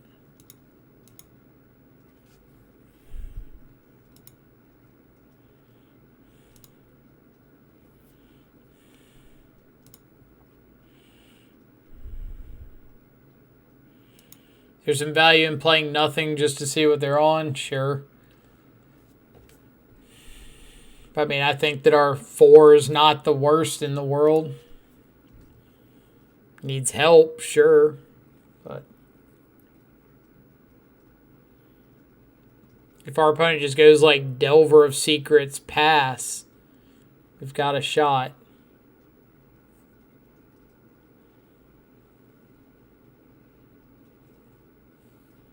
That was not a Delver of Secrets pass.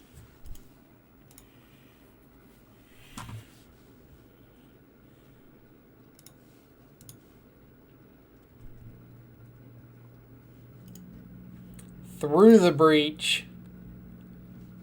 Oh, man. Blue-red through the breach. All right. Yeah, Jax has a point. We did reveal Luris. So it kind of limits the options. It's still like Hammer Time, Rakdos, Scourge, Green-White, Devoted Devastation. So it's not a long list of things we could be on.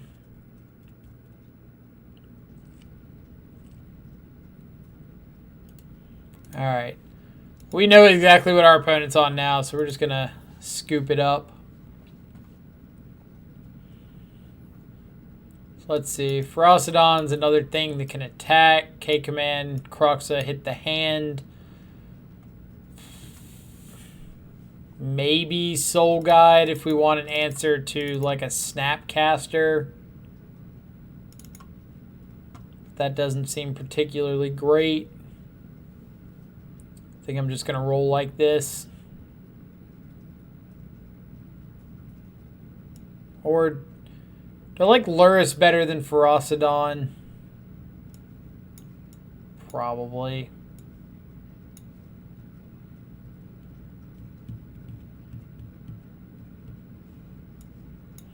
Go like that. Freed, that's something we should have thought about. Ferocidon not letting us play Lurrus.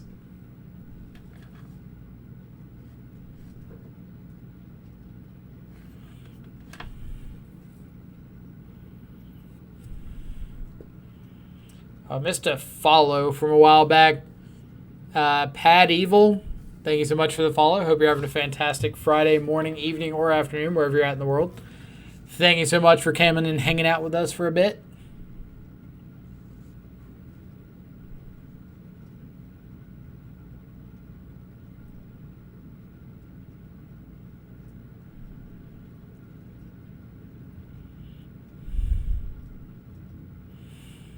I mean, you can just board Lurrus in and draw it. You highly overestimate my luck. I used all of it yesterday. Like every last bit of luck gone. Psh, out the window.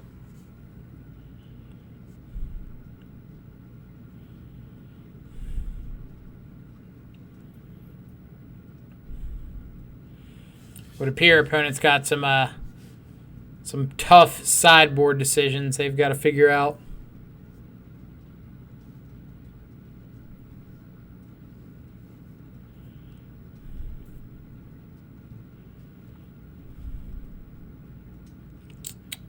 All right. Love to play first and maybe even keep a 7-card hand. I don't know. Maybe that's asking too much. All right. Really need my opponent to lean on like a shock land to start it off, but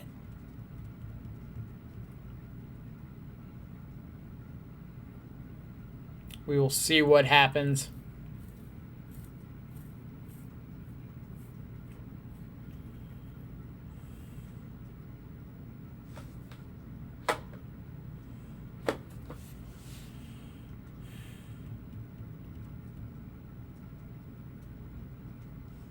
I guess I want to make my shadows a little bit better of a top deck.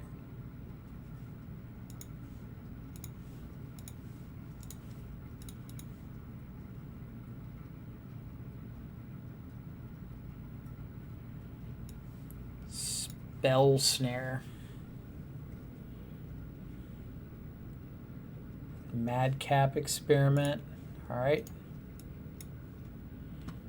It's a decent chance we can't beat this Madcap Experiment. I guess we've got K commands in the deck.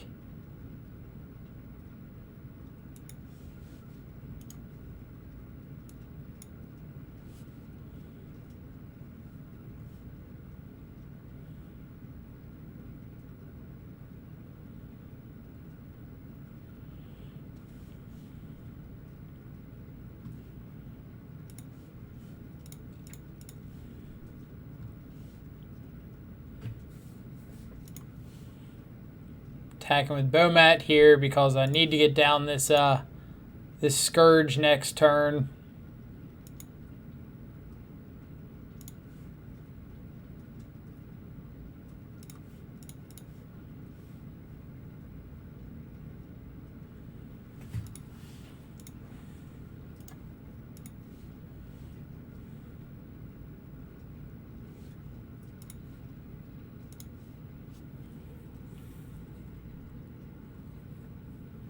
See, that was funny. I beat Mono Red Prison game 1. They Spirit Guided out Chalice on 1, and I didn't play a land for the... Oh, and then they didn't play a land for the rest of the game. I mean, that's kind of what that deck does, right? Just like pray or play out a lock piece and pray.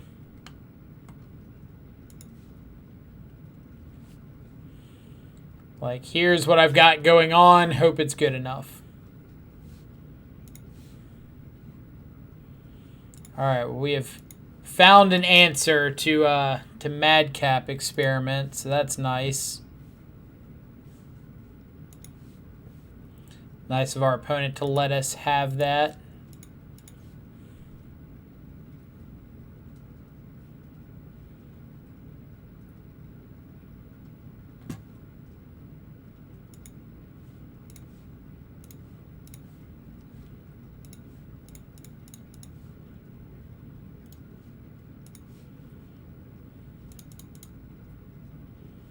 All right.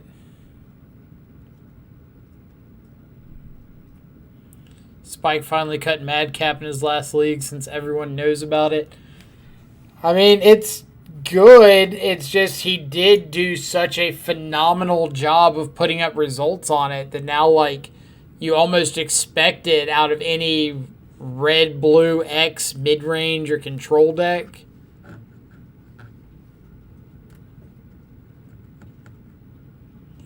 Like, I don't think people understood just how free it is. Like, all right, here's 6 cards that I can bring in and nothing else and just, like, wreck a lot of decks in the meta. Bench Rakdos indeed.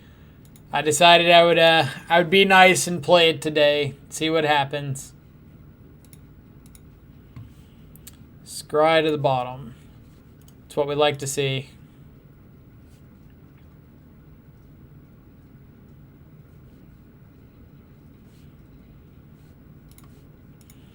All right, let's lead with Knight's Whisper.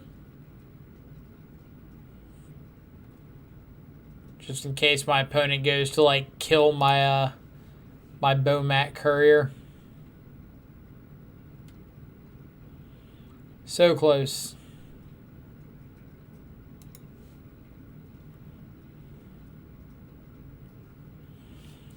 Let's see. So we know that they've got this this Aether Gust.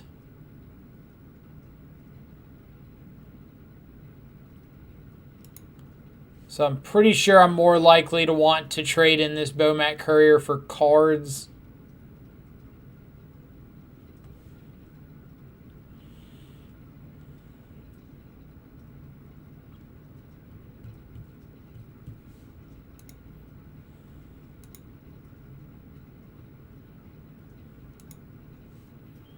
See where they block.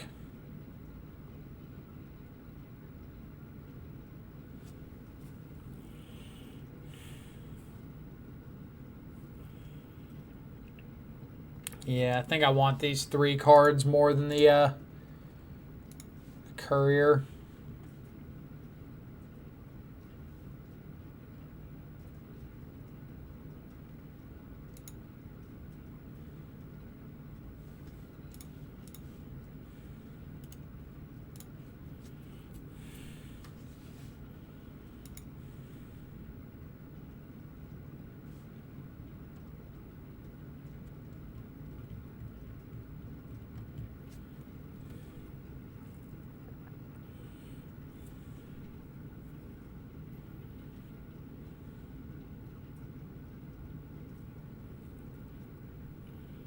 What was my first match? The Mirror.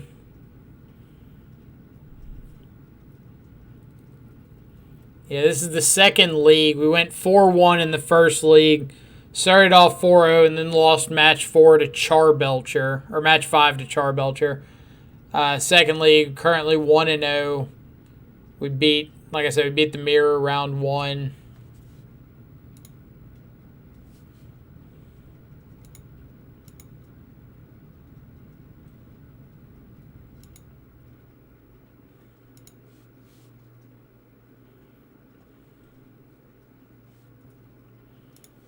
Interesting.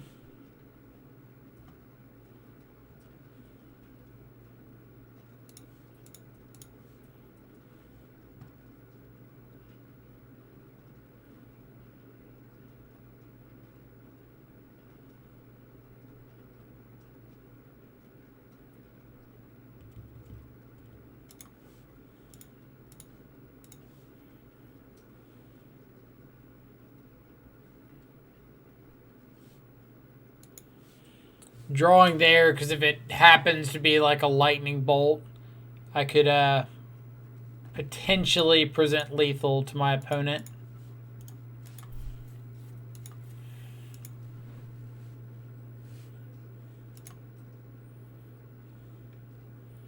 Trying out the old red-black.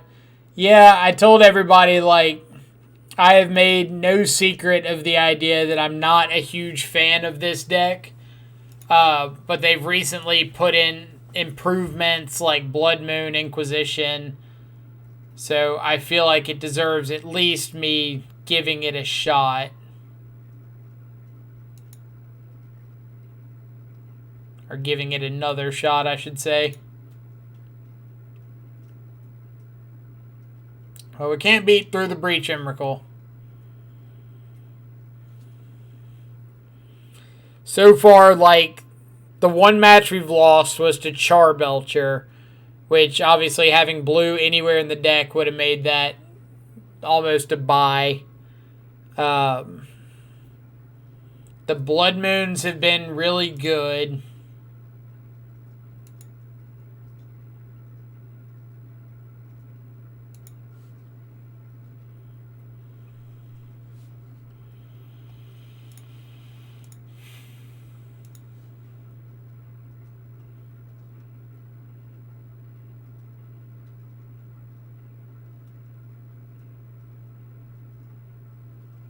Preaching a build splashing blue at the moment, but Blood Moon might be better.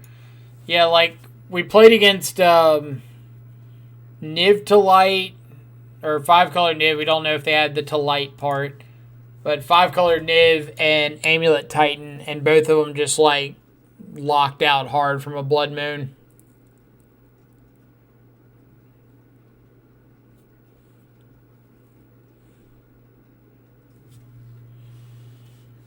Snapcaster.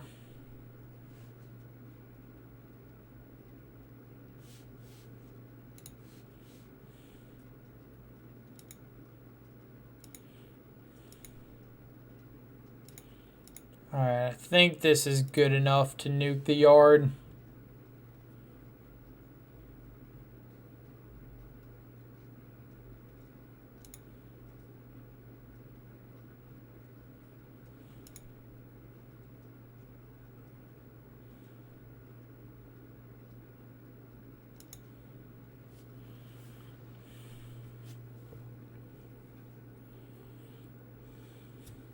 Yep.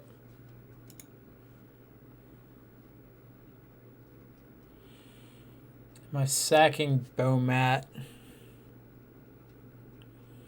I know one of the remaining cards is an Aether Gust.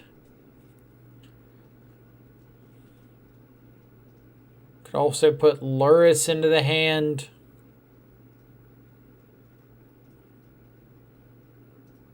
I mean, could do both. What am I hitting off of Bowmat that I don't want to hit later? Like Thoughtseize.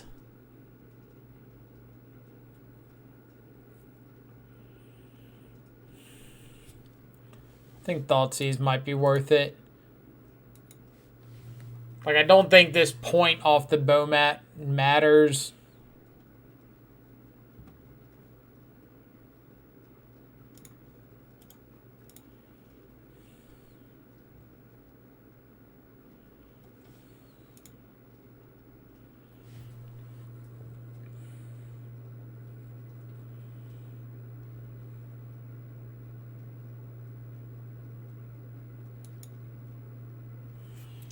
All right.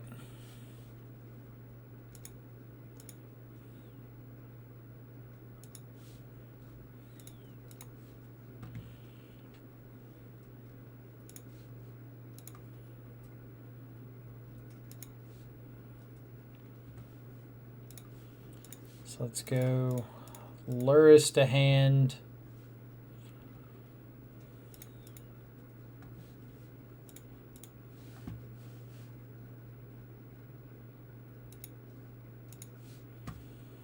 See what they're drawing into. Spell Pierce.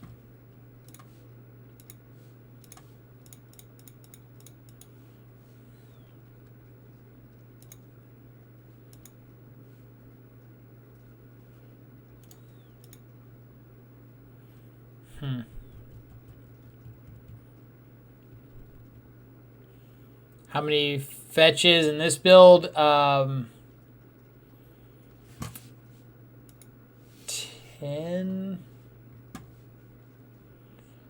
4, 5, 6, 7, 8, 9, 10. Yep.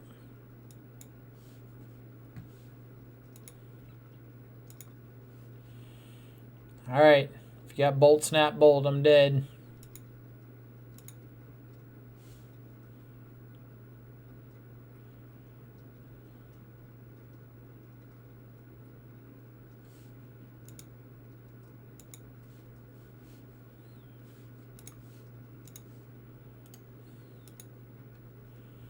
It's a cryptic command, so technically that kills me.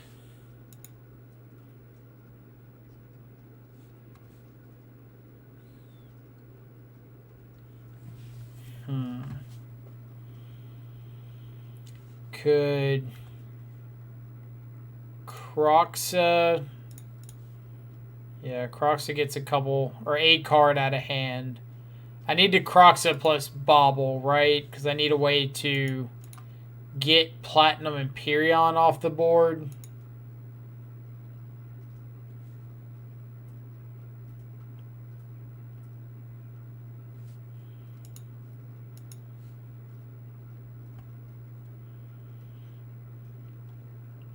Like, basically, if the next card I draw isn't K Command, then none of this matters.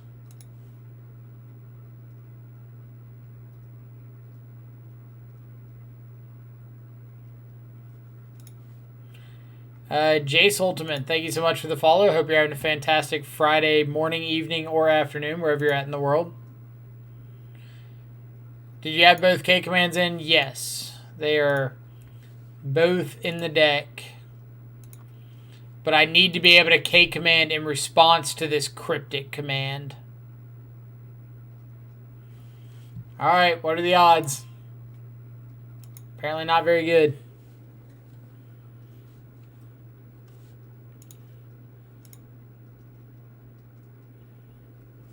Are they not going for it?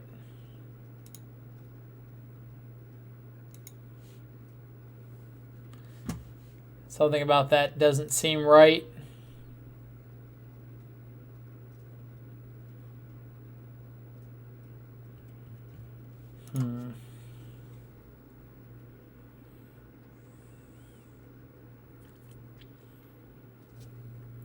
Yeah, I think I just need to keep... unless they're going for like the end of turn tap. Which I guess would make sense.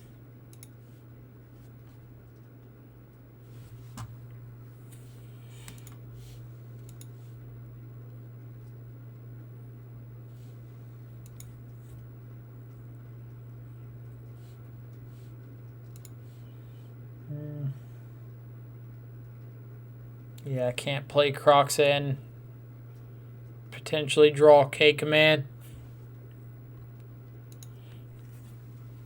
He might be playing around K Command. He could be. That's a fair assessment. I think he's going to go for the end of turn cryptic.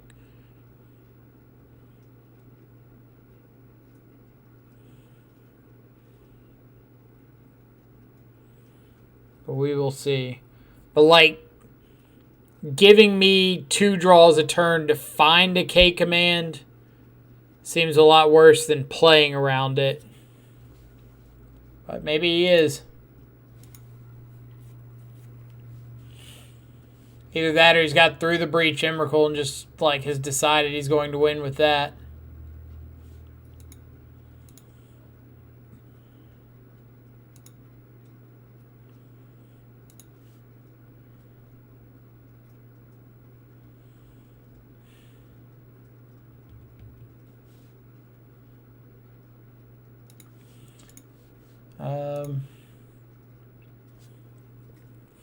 I could attack with Luris and be able to cast this Thoughtseize.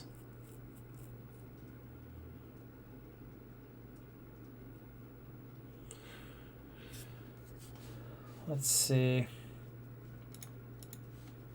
I guess we'll start Bobble me So then I know if I've got the K command or not.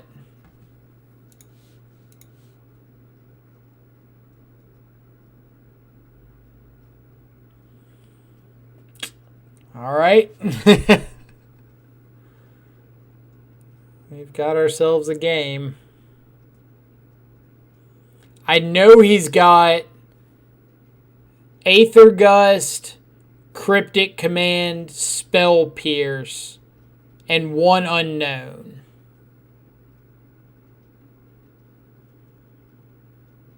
Like, I know 4 of the 5, or 3 of the 4. And I need to get that Aether Gust out of hand for this Thoughtseize to resolve, or for the K command to resolve. So I think I have to say if his last card's Bolt, I'm dead.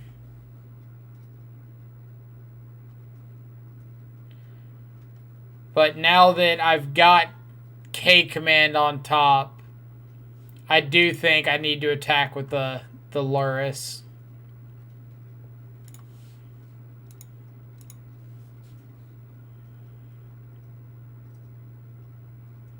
Like, because Lurrus has done its job and found the card it was trying to find.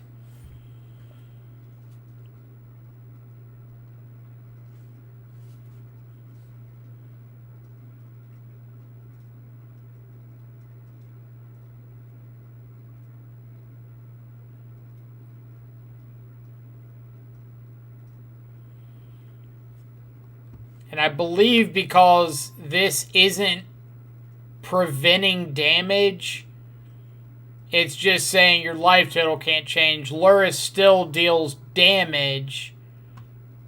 I just don't, or they just don't reflect that in the life total. Pretty sure.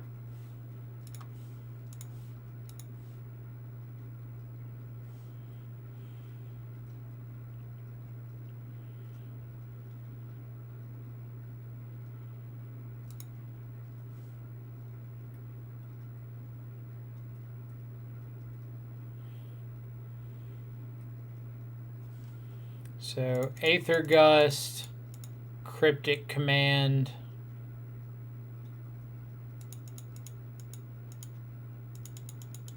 Spell Pierce, Unknown.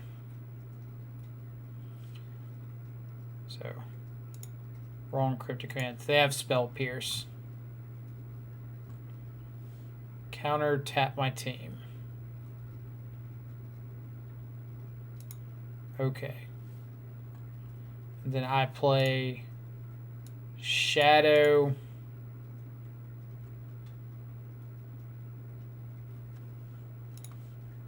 Swift Spear.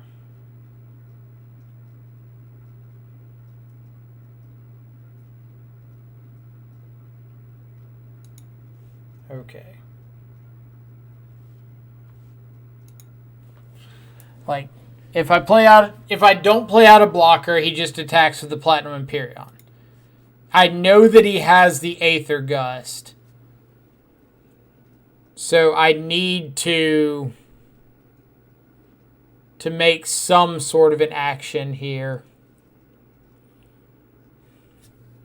Cryptic Command on top. Alright.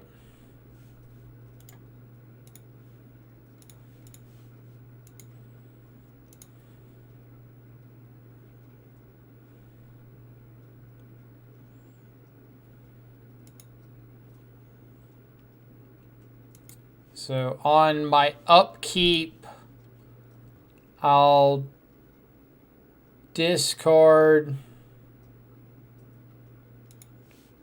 destroy an artifact.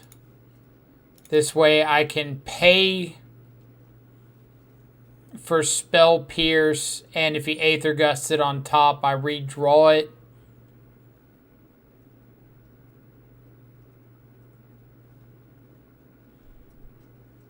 Yeah, I know about the Spell Pierce too.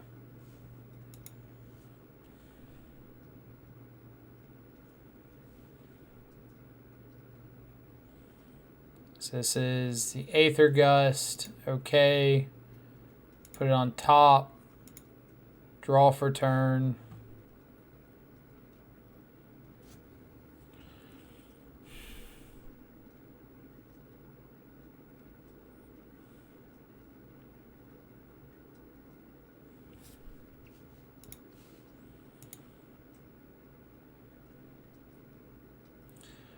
Like, I can only wait for him to move for so long.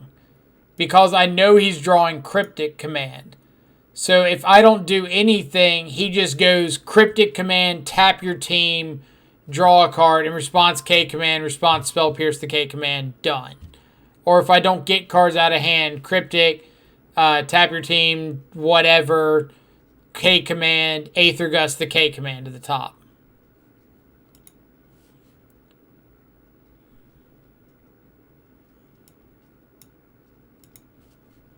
So like now I know that he has the Cryptic Command in hand.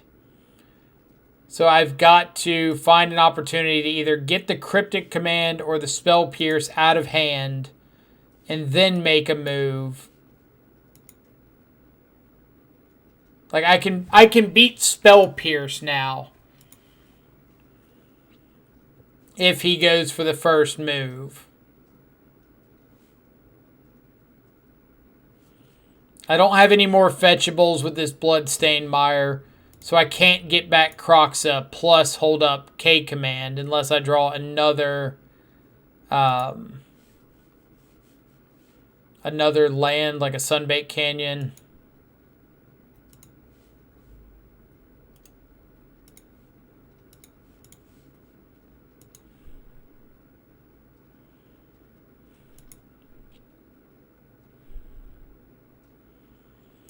Like, top deck discard spells and out. Top deck second K Command, I think, is an out.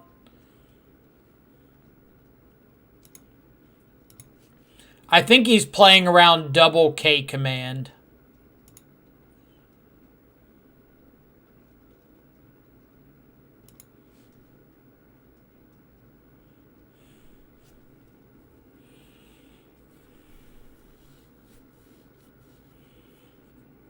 And, like, I can't afford to tap down off of my K Command to, like, get Kroxa back.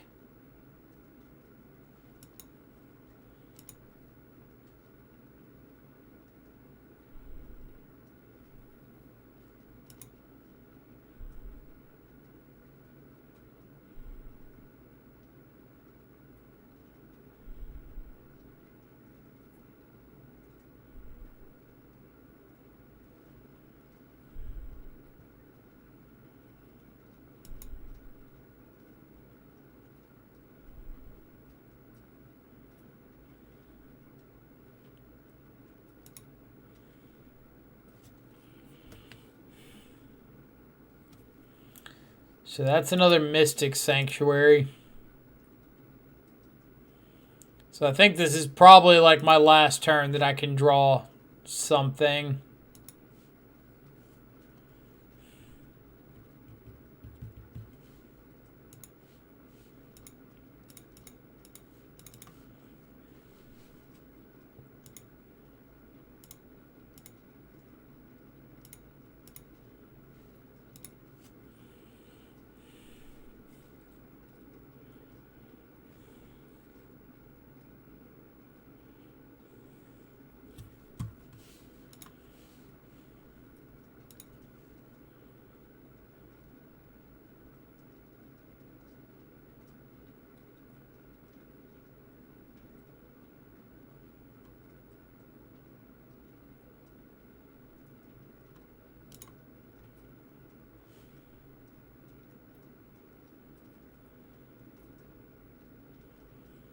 I mean, if for whatever reason he doesn't go for killing me here, I get to start working with this this Kroxa.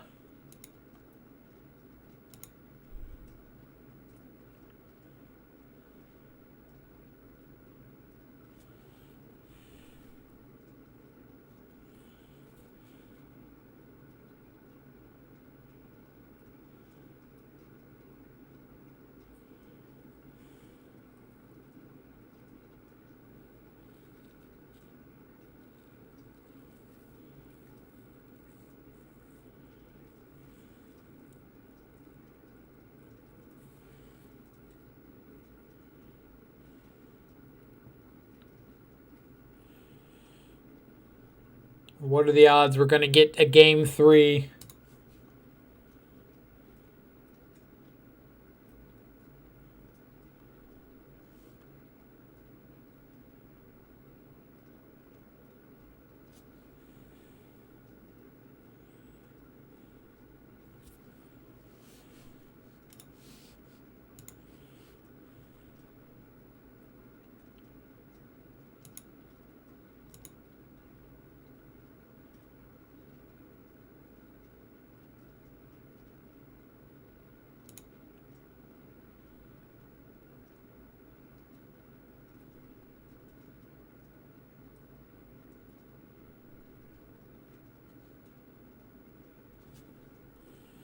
It's got to be going for it, right?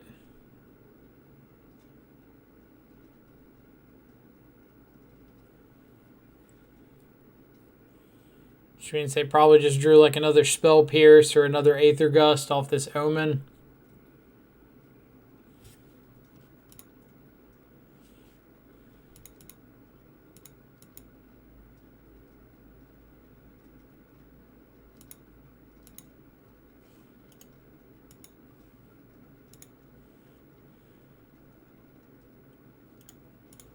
All right. That was rough. Mold of 4, game 1. And then game 2, not being able to beat 4 counter spells. But it's a pretty good game. Bunch of funky mind tactics.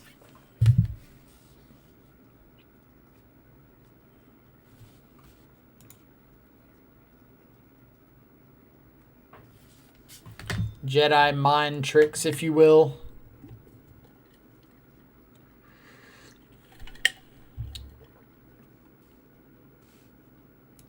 Gotta update this. So we played against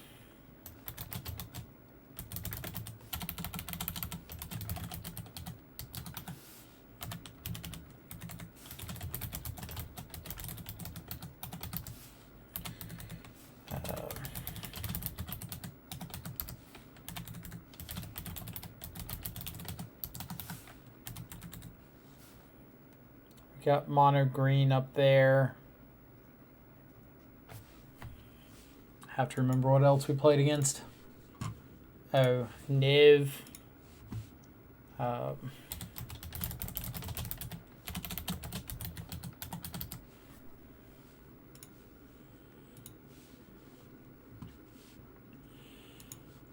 too many lands. This is pretty good.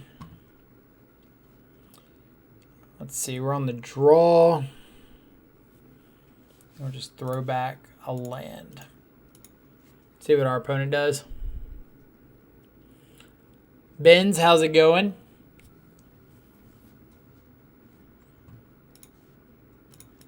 Well, I think if my opponent wants to path my Bomat Courier, I'm pretty okay with that. Redeemed a swag reveal. All right, we'll get to it right after this match. I already know what I'm going to do, too.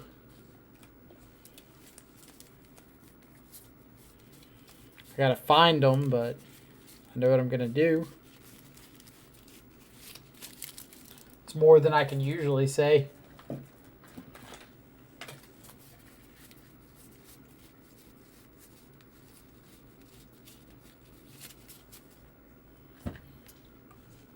Leonin Arbiter. All right. So let's kill you.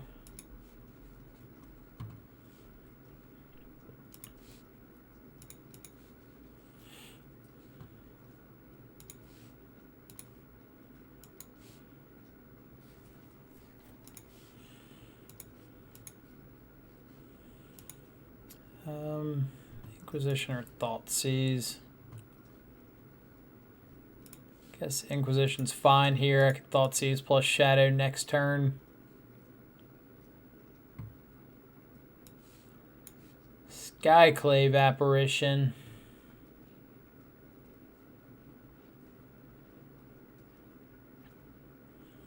Well, I thought I could Thoughtseize plus Shadow next turn. I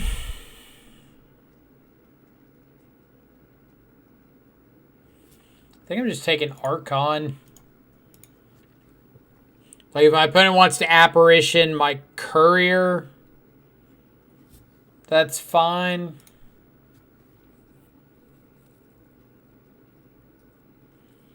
Didn't notice we made the goal. Right, we did hit the Shadow Watch 2020 goal, which means that we're going to be doing our Shadow Watch 2020 challenge on January 2nd. That's the day of the Mana Traders main event series.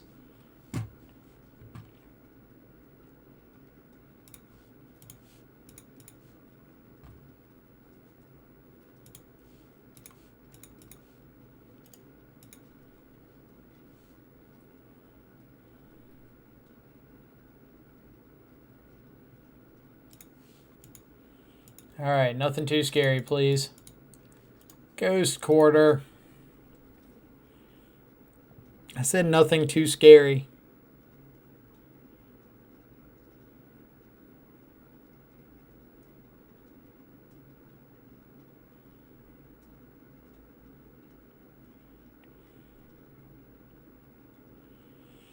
So the more I play against the Taxes decks, the more I'm convinced that the deck is absolutely terrible if it doesn't draw Leonin Arbiter.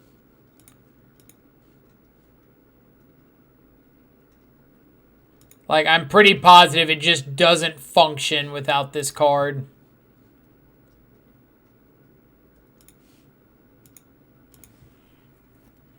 So when they get back, when they get a double Leonin Arbiter draw or something like that, it gets so much harder to win.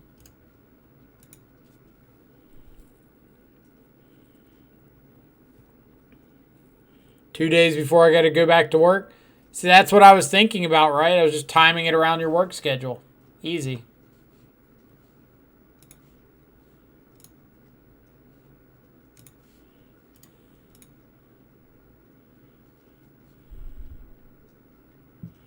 Skyclave is pretty good. Don't get me wrong. But I feel like the games that we lose more often involve around like Arbiter, Ghost Quarter, you path something, go. And you're just like unable to keep up on resources.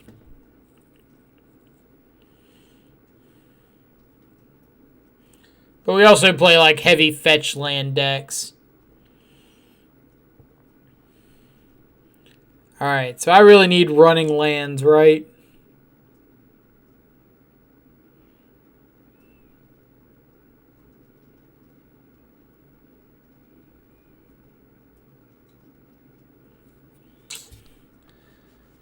Not running lands.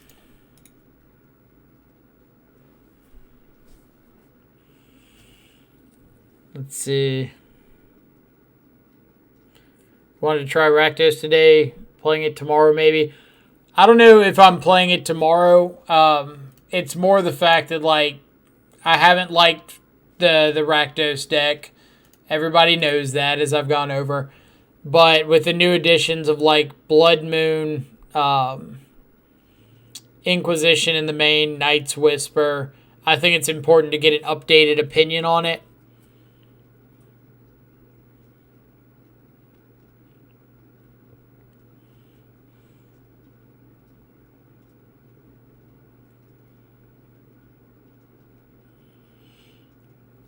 That's an interesting one.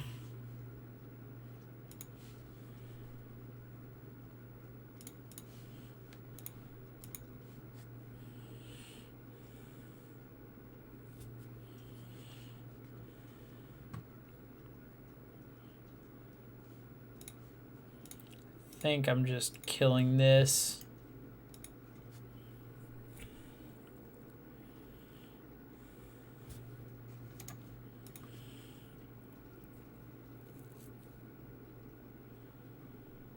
So just like making sure that I've got an up-to-date feel for the deck.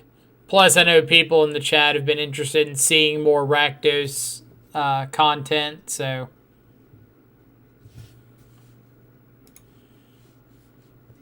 It's a bold attack.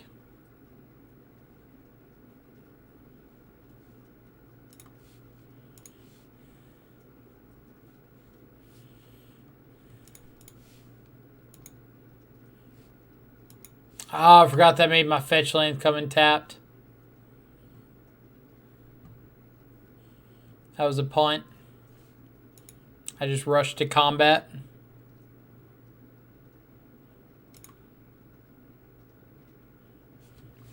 Yeah.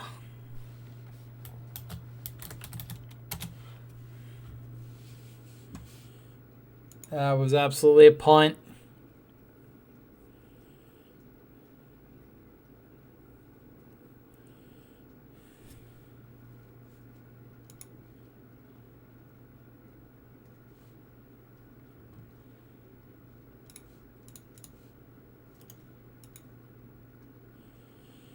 So now my out is draw exactly basic swamp.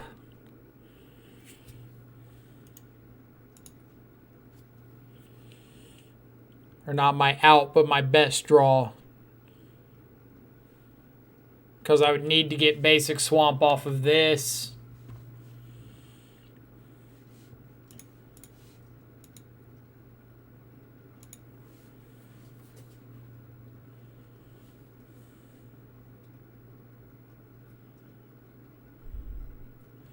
Yeah, it's such a weird line of text to have on the card.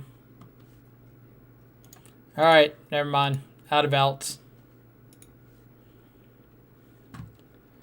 Alright. K command, feed the swarm, push.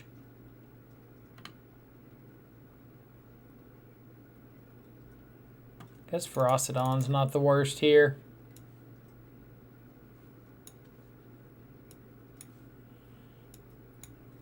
K return. Seems can't Giver of Runes. This can give protection from colorless, right? Yeah.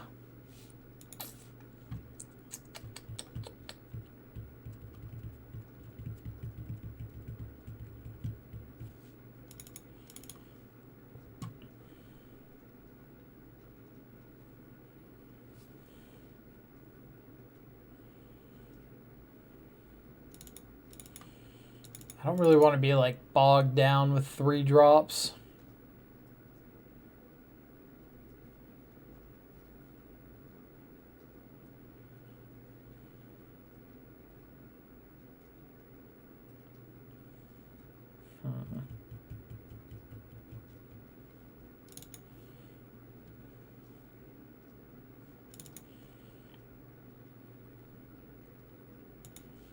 All right.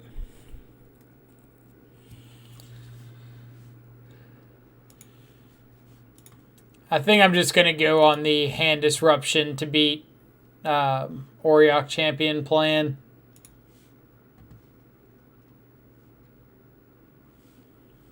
This is kind of one of the reasons I don't have a big place in my heart for Scourge. Like, alright, our 2-land, 4 removal spell hand basically is unplayable because we don't have a way to deal direct damage to them.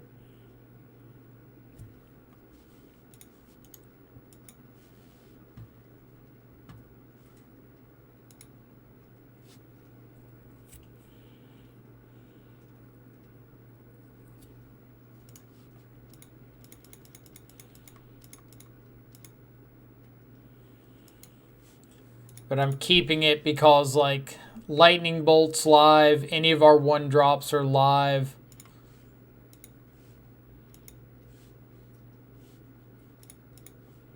Bobble, although not great, is a magic card.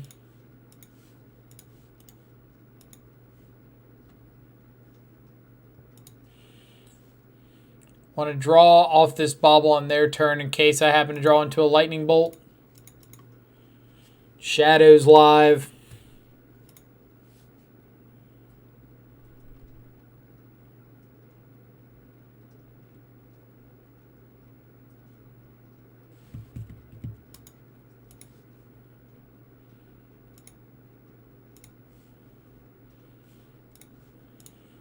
All right. Something, something, off to the races.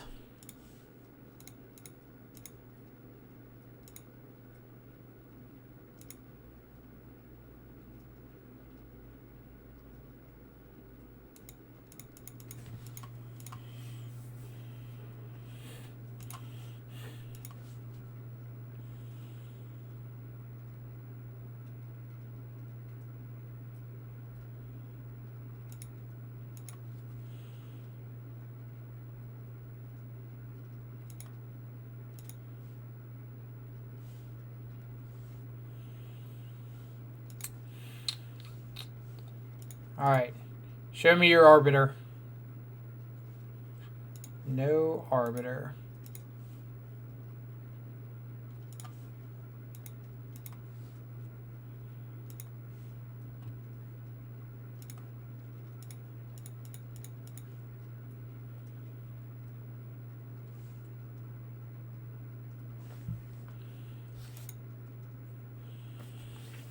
Unless they have the Arbiter.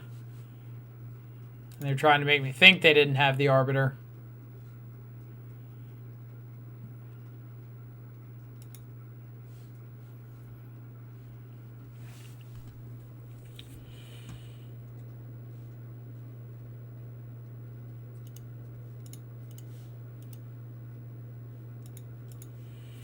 I think I'm going to go ahead and push this now.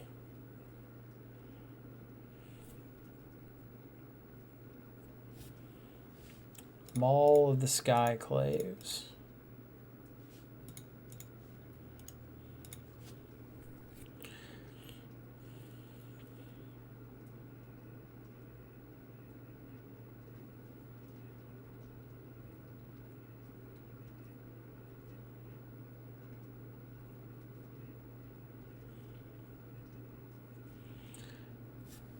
Yep. Path to Exile Swift Spear.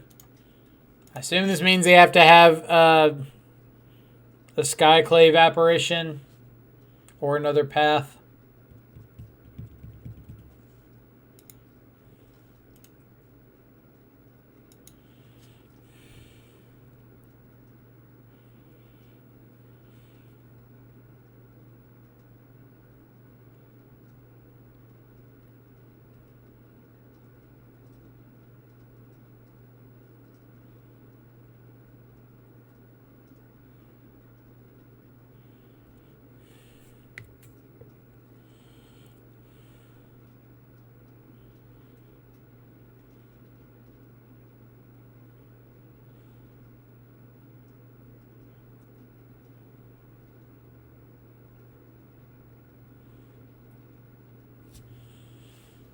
All right.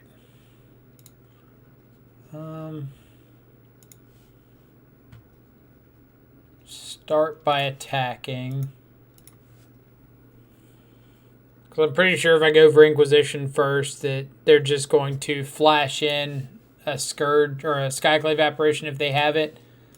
So attacking first, I think, is just like a free 2 damage.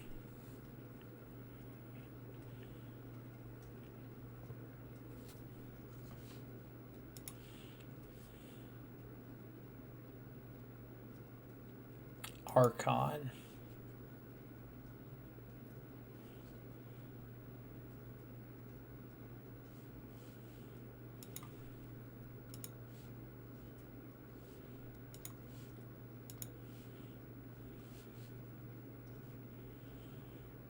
There's Maul. Say go. Upkeep.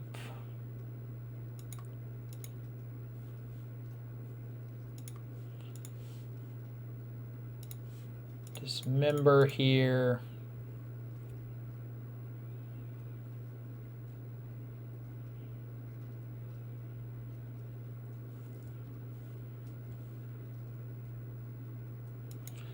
And it doesn't matter if we fatal push now or if we wait.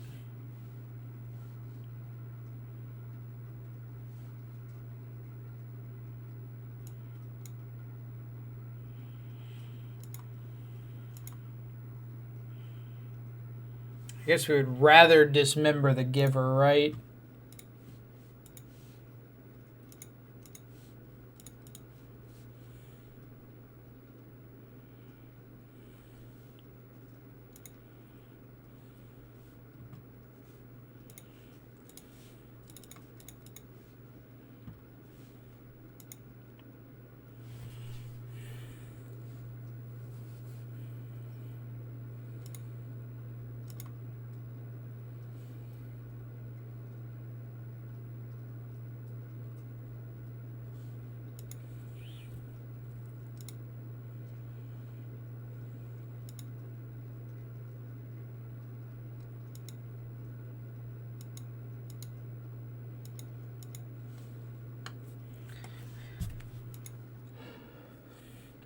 Yeah, we want to wait until combat to kill this germ token, because if I kill this on my turn there, and they just untap and play 5th land, they can equip the Batter Skull over, and I can't do anything. But if I wait until combat and kill it, then they don't get a chance to get that 4 in and gain 4.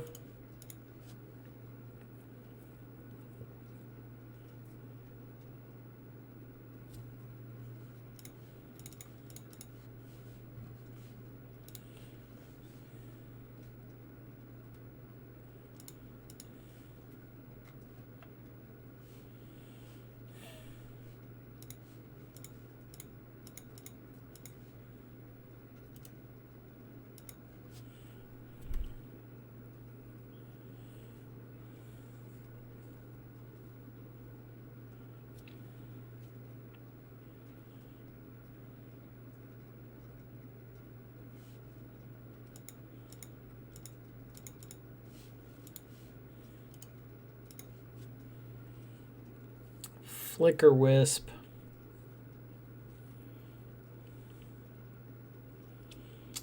That's a pretty annoying one.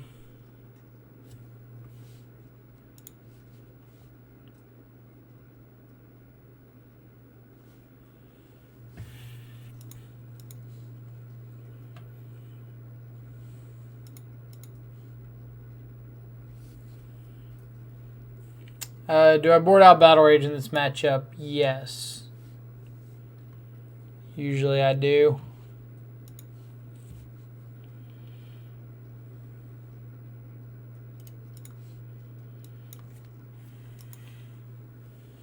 Alright, so the hope is that they'll take this 4 and let me gain the 3. But it doesn't look like they're going to be that kind to me.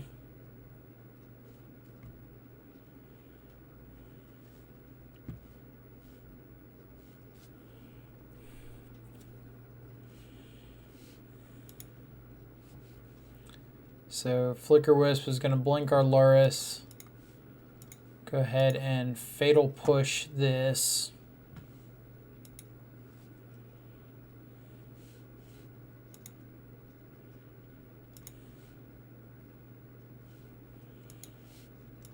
They are drawing into another Flicker Wisp. Oh, man.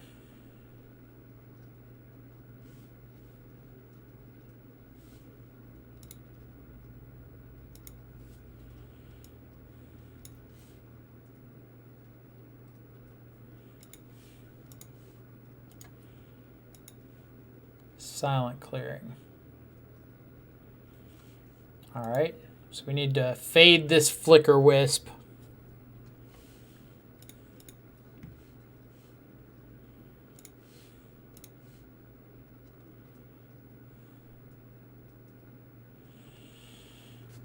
Night's Whisper's not going to do it. So I want to shuffle that away.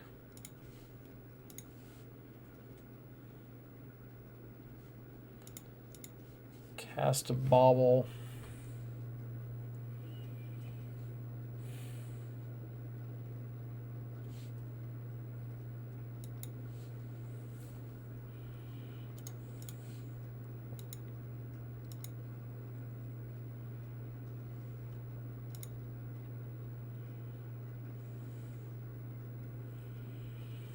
Opponent's got an unknown card in hand, which honestly I can only imagine is something like another castle.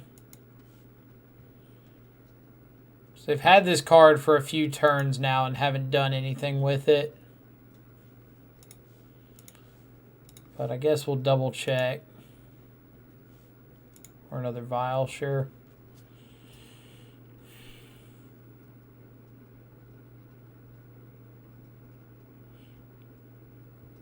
All right, so I need to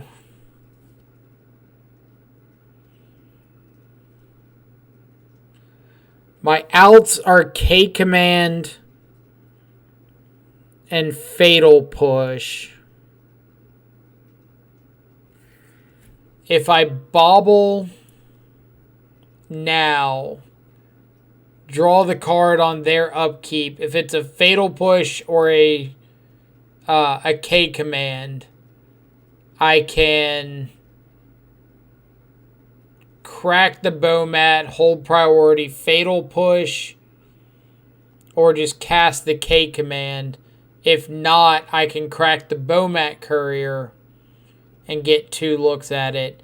If I crack the Bomat Courier now and it's not a fatal push, I won't have Revolt on my opponent's turn unless I hit exactly a fetch land. So I know their next card is Silent Clearing.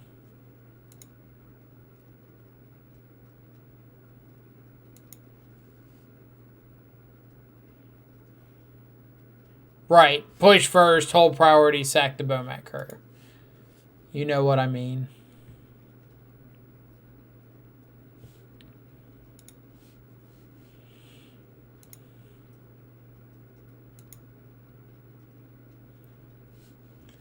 Alright, so now we have to sack this because our only out's hitting one of those removal spells.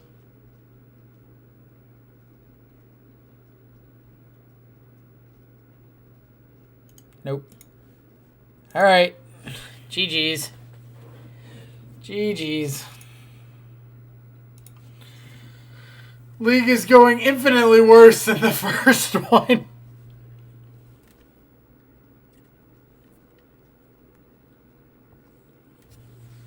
Let's update our matchup guide.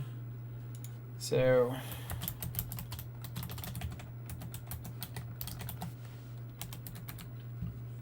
what all have we played against? Oh, Swaggerville. You're right. You were right. Let's see. I did say I needed to find it.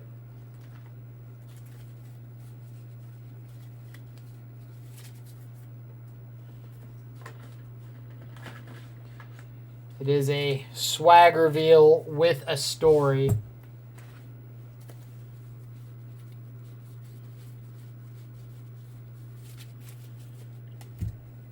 If we can find the swag part of it.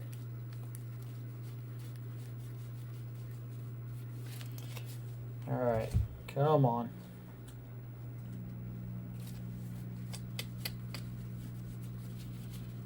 Not in there. There's not a ton of stuff on this desk, so it should be like right over here.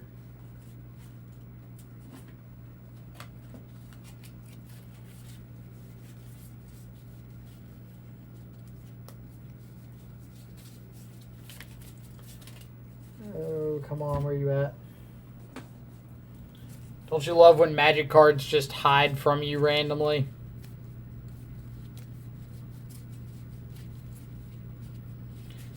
I'll get a backup one just in case.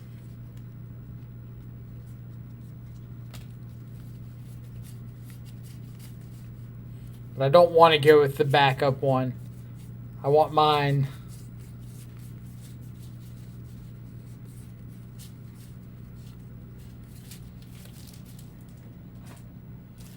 Every time somebody does a swag reveal, for the most part, I've got a story in mind. And I had my story because it applies to today. So I don't want to mess up my swag reveal by not finding the swag portion of it.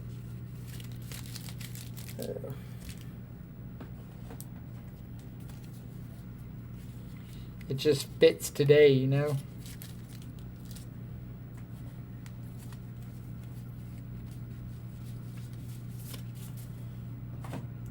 See, got a couple little boxes, not a ton of stuff, but a few cards here and there.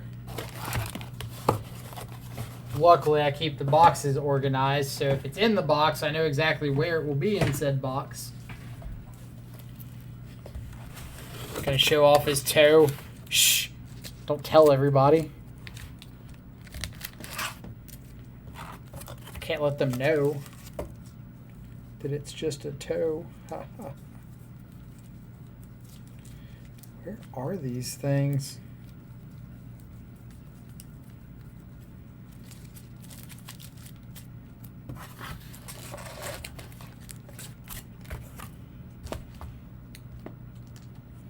Let's see. Nail polish toe, even better.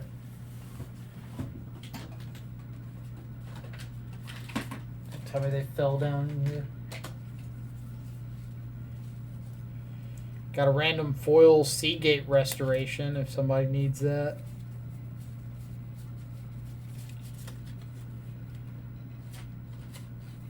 Let's see. Alright, if you're not in here and you weren't in there,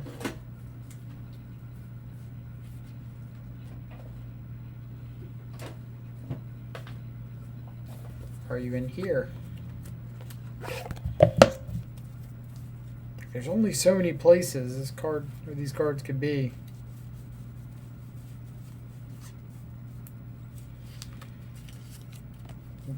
Get another backup option. Again, don't want to go with the backup option. Want to go with the real swag option.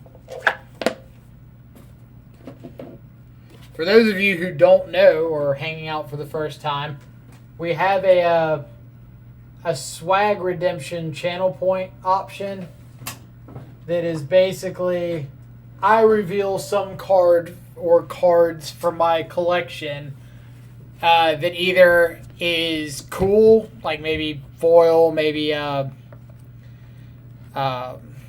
altered, something like that, or has a story behind it. And all right, I found the cards. In this case, it's a story.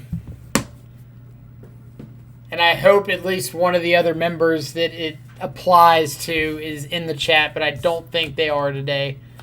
All right, so during Kaladesh and Amonkhet Hour of Devastation Standard, one of my good friends qualified for an RPTQ. Won a local PPTQ, qualified for the RPTQ. And found out after he qualified that the RPTQ was going to be a team event. And if anybody was playing some standard during that time, you might remember it was a standard. I don't know the words for it, if it's unified or whatever, where you have to have 3 standard decks with no overlapping cards outside of basic lands. So since he won his PPTQ and he invited me and another guy to be part of his team, he had already decided he was going to play this blue-white God Pharaoh's Gift deck, and was super excited about it. Really good deck, really well positioned. So me and the other guy were like messing around trying to decide what we were going to play, and I fell in love with this this mono green deck that was running around, like Bomat Courier, or no, not Bomat, Heart of Kirin, Steel Leaf Champion, Llanowar Elves, Ronus, like just aggro beatdown, Scrap Heap Scrounger, Splashing Black, Duress out of the sideboard. Really sweet deck, really excited about it. And I was getting like really good results in our testing online. And our other guy was testing Mono Red, which was like the quote best deck in standard at the time. Goblin Chain Whirlers, the Pyromancer dude that entered dealt 2, Earthshaker Kenra, Bomat Courier. Some people were splashing black for like Unlicensed Disintegration, things like that. And we get to like a week and a half away from the event. And our third guy that's playing Mono Red out of nowhere just goes like, I'm not having fun with this deck. And we're like, all right, so suck it up for 2 more weeks. And he's like, no, I don't want to play if I'm not playing something that I'm going to have fun with. And we're like, well, crap, because we've been testing for this for a bit, and now we've got to adjust our game plan. So at the last minute, I decided to jump over to red-black with, again, Bomat Courier, Scrap Heap Scrounger, Chain Whirler, Chandra, Torture, Defiance, all this stuff. And the first card that I go out and get is 4 copies of Bomat Courier. And like I said, this swag story for today revolves around today since we're playing the card. And I just absolutely fell in love with casting this card. Like, I played it like crazy until it rotated out of standard. Never played the vehicle deck, but just being able to like throw Bomat Courier in every aggro mid-range deck that you played at that point was phenomenal, because there were so many games I won just by having like turn 1 Bomat Courier deal 7-8 damage and then end up drawing a whole new hand. So that is my reveal for the day. Fitting to go along with the fact that we're playing it in Scourge.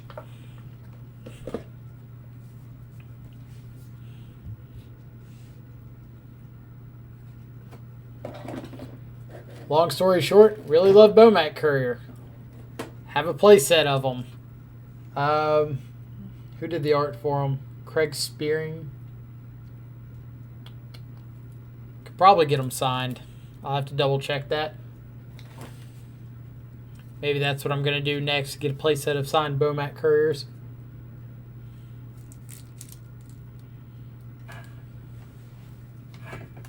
Alright, I hope that worked as a swag / story reveal. You now know my infinite love of Bomat Courier. Don't go out and tell all your friends and give away my secrets.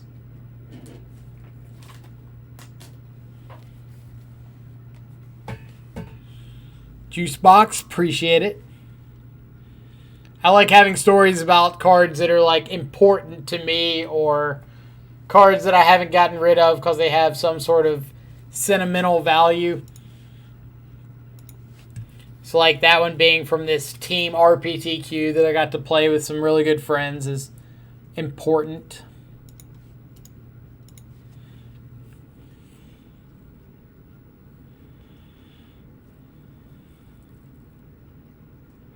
All right.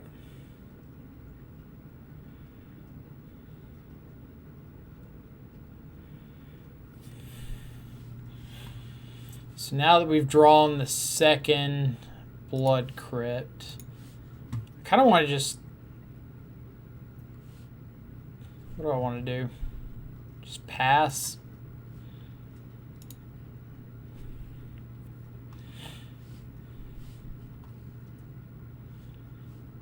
Ditch a Courier, sure.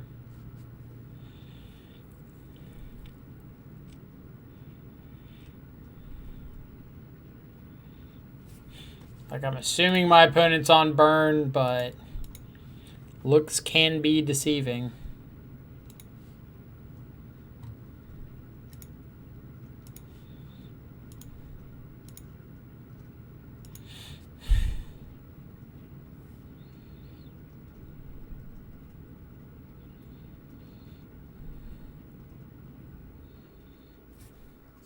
All right.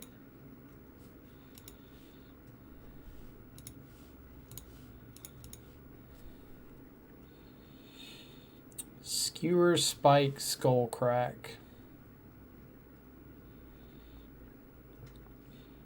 So let's take the instant speed one.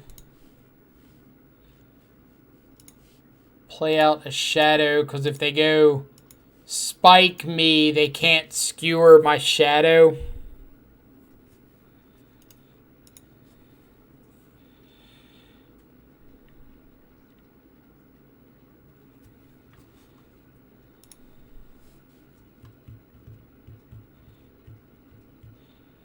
And if they did draw another removal spell, or another burn spell, like, if they want to spin it on my shadow, cool.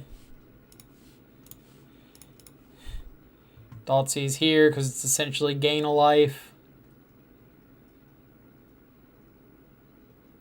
Let's take Spike, and swing, and play another shadow.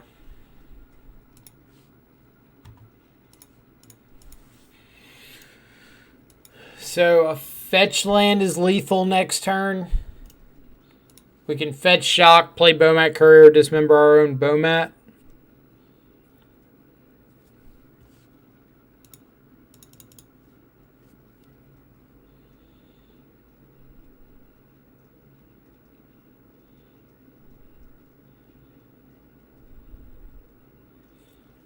That is not lethal.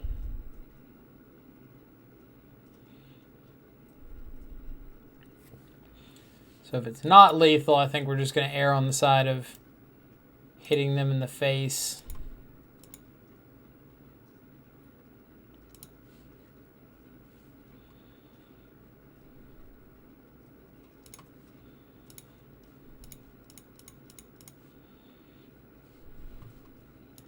All right. I'm going to make you have 4 burn spells. I guess if they have Boros Charm. All right. Opponent keeping things interesting.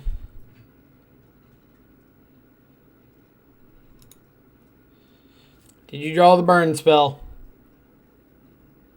Yep.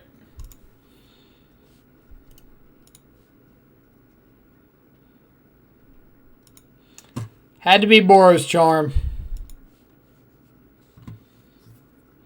All right. Push coming in. K command. Crocs is probably okay.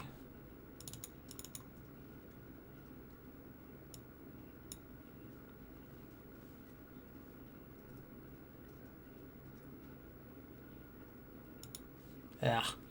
Had to be the Boros Charm. I don't think we could play around that. We couldn't kill them right there.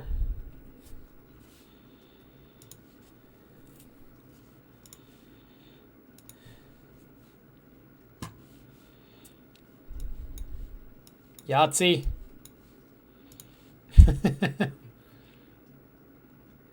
Exactly. They got it, they got it. But I'm always down for a good quad bauble hand.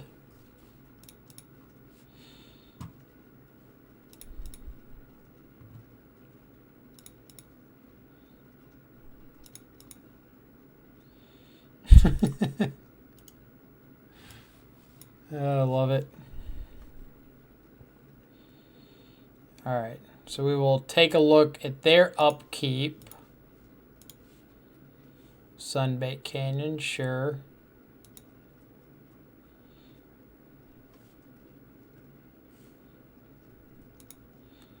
So after this resolves, we can take a look at what they've got.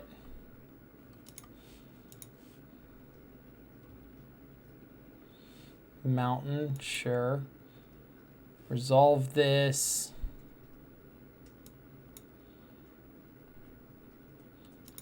We'll let them put the Goblin Guide trigger on the stack. Bauble. Lightning Bolt.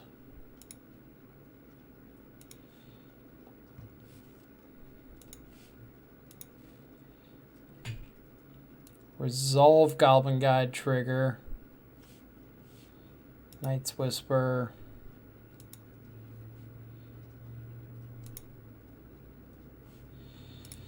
And bolt this. We'll go ahead and get the extra draw in.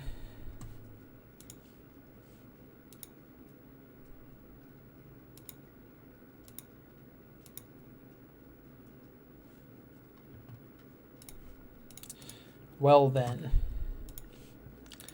I envision drawing at least one more land.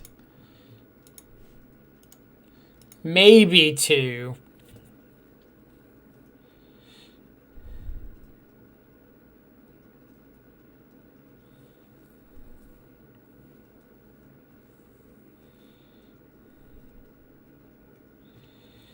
Suspend Rift Bolt.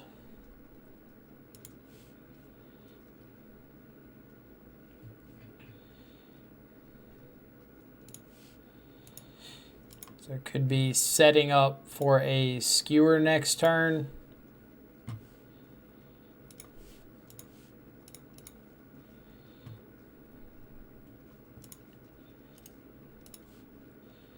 Or not.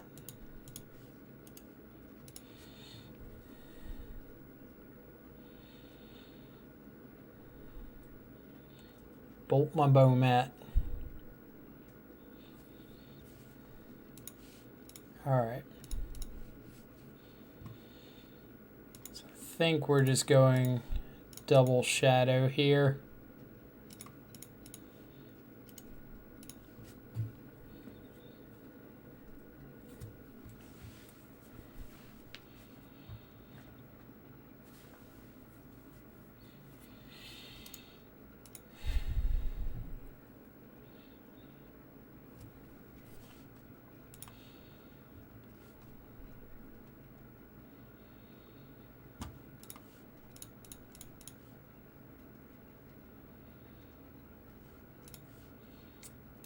Alright.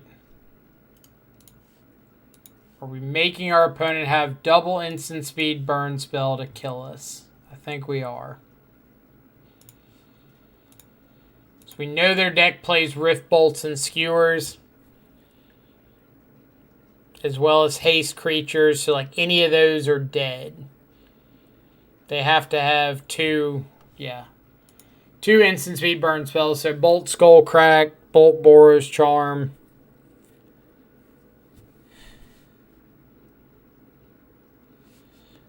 On the draw, I like the Thoughtseize a little bit better over the K command, and let's go for it.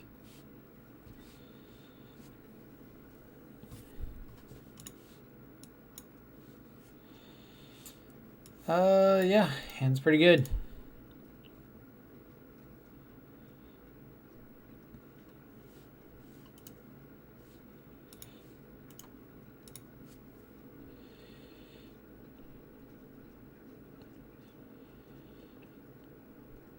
Opponent appears to be considering a mulligan.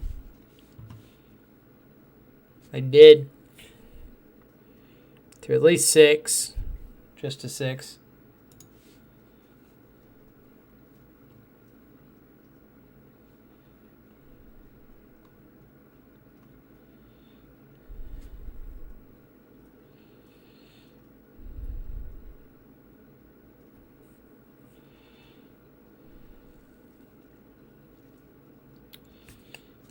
Alright.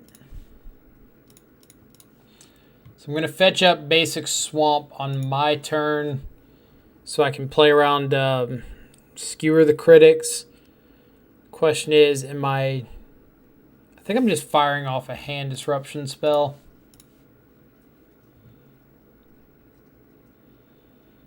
Like if my opponent kept another like 2 or 3 land hand, I could take a lot of gas out of it with this.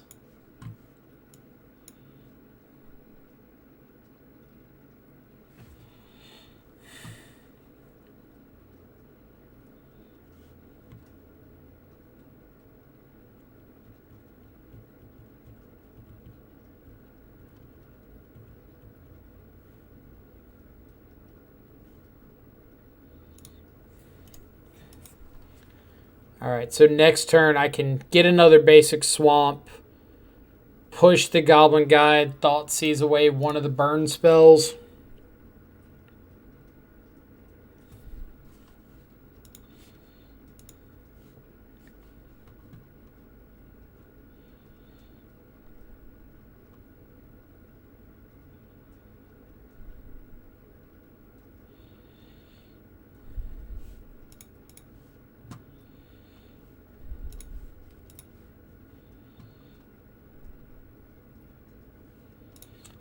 Another Mishra's Bauble.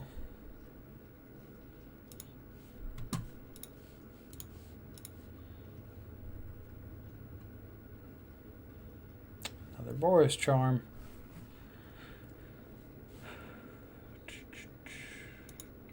All right.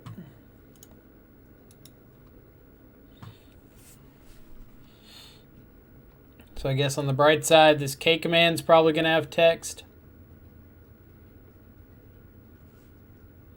Let's say fire off the bolt now.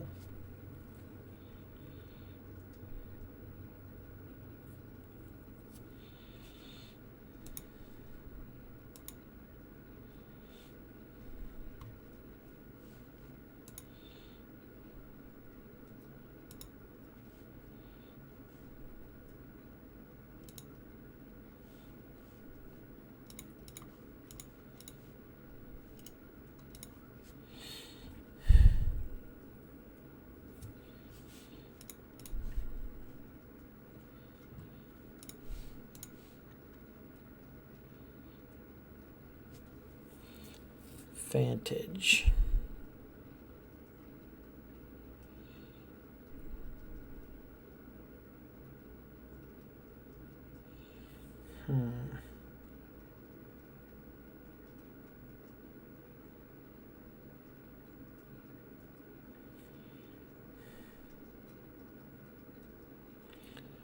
So the difference between 8 and 7 is basically non-existent.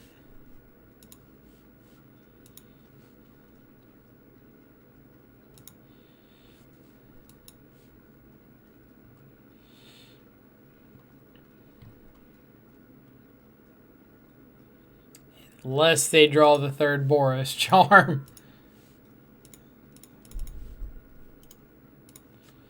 Ugh.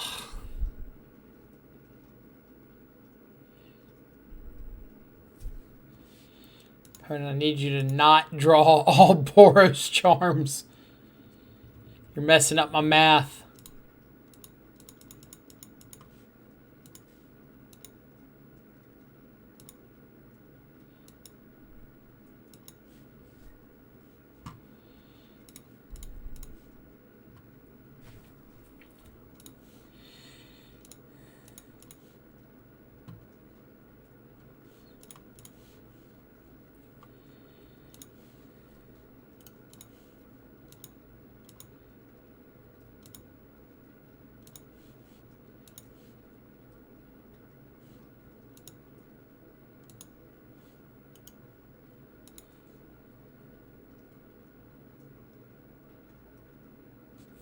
Yep. Oh, Boros charms. Boros charms, Boros charms. So when I said the difference between 8 and 7, I think I mentioned there's no difference unless they have another Boros charm.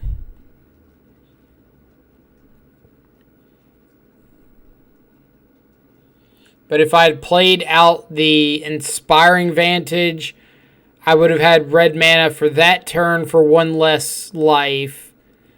But if I needed red the next turn, which I knew I had 2 red spells in hand with the Swift Spear and the K command, if I needed red the turn after, I would have had to have either gone down to 7 anyway or not cast my second red spell. Double Thoughtseize bug. Feels like it, doesn't it?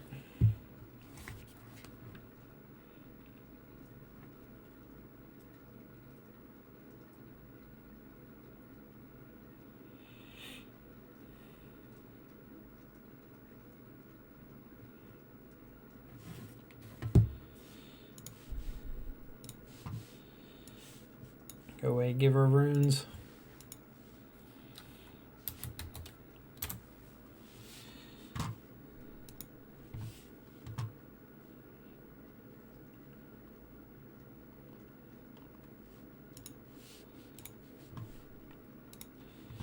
Love to reveal Luris. Yeah, I like this hand.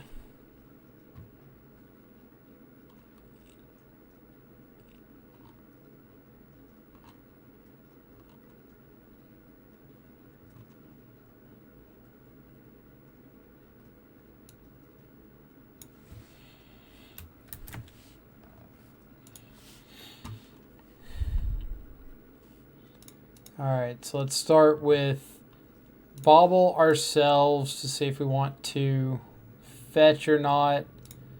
Fatal push, so we can bobble our opponents to see if we think this fatal push is going to be live. Spell snare, so probably not.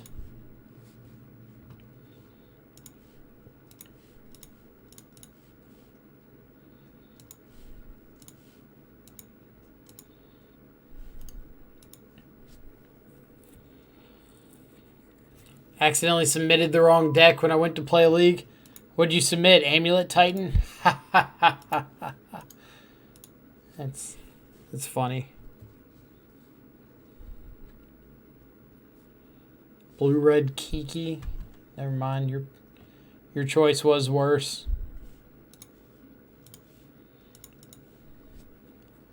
Riverglide Pathway Spell Snare. This could be Blue-Red Kiki as well, which is kind of what it's looking like. It is.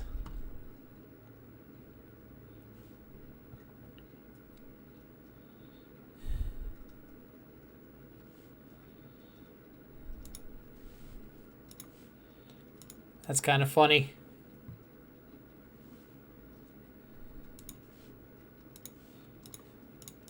Three-O beat Red Prison, Red Obosh, and Red White Taxes. Well, it doesn't sound like you submitted the wrong list at all to me.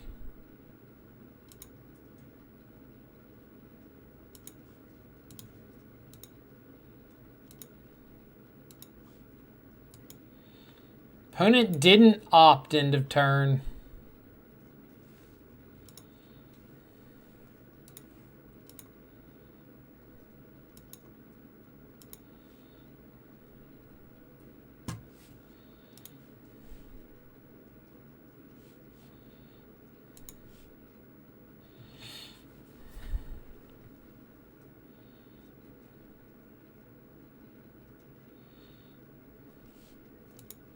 Nice.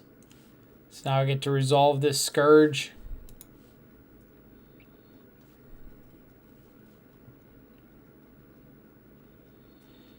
I'm pretty okay with that exchange.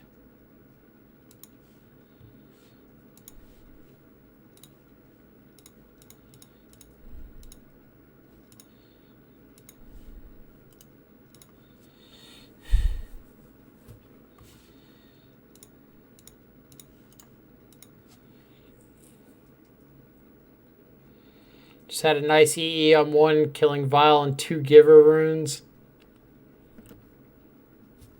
Spicy.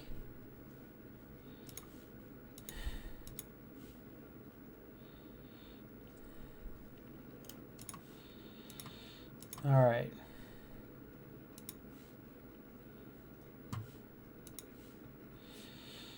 Opponent, which of our spells would you like to interact with?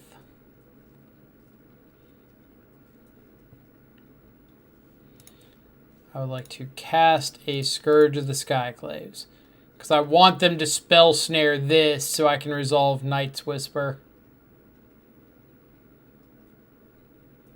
Are they going to Deceiver Exarch? Oh, Deceiver Exarch, untap a land, spell snare, sure.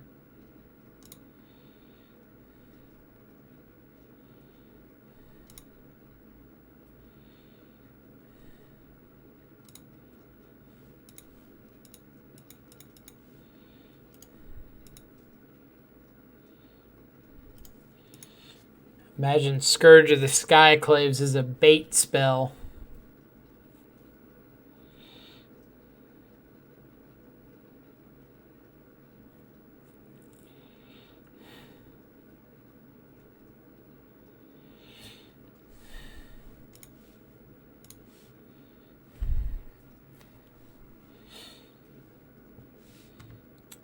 Show me a cryptic command.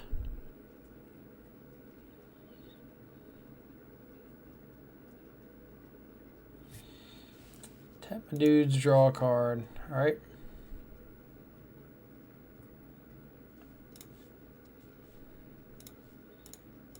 Here's another Scourge. I'm kind of wanting to save this Fatal Push, because if I can push in response to a Kiki Jiki activation, the game just ends on the spot. Whereas if I push now, my opponent still gets to like draw more cards and potentially have a cryptic command.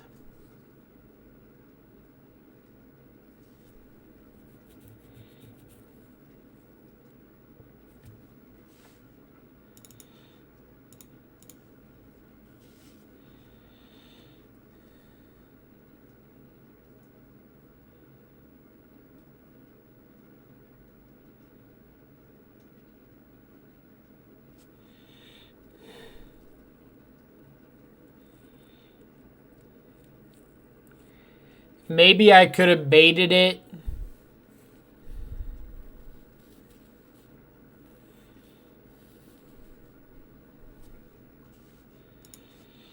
Like, I'm wondering if I could have upkeep, like, crack the silent clearing or something.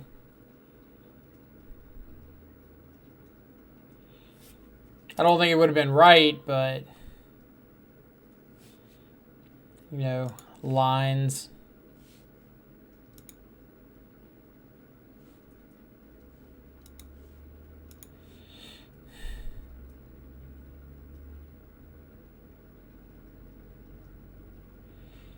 They turn 2 moon me, but I naturally drew 2 of the 3 islands.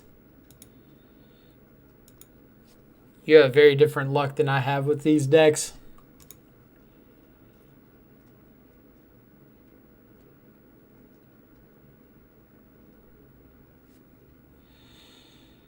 So, snap, bolt.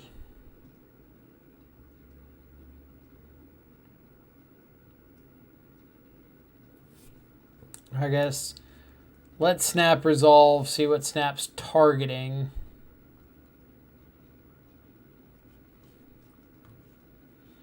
Target opt.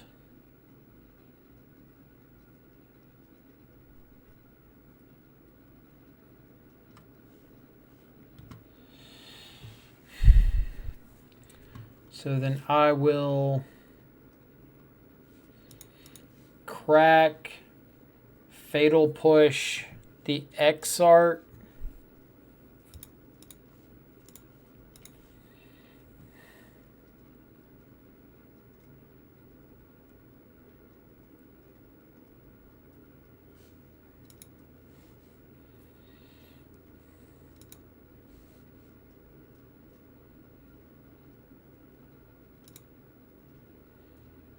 You have to have a one mana way to deal with the Scourge.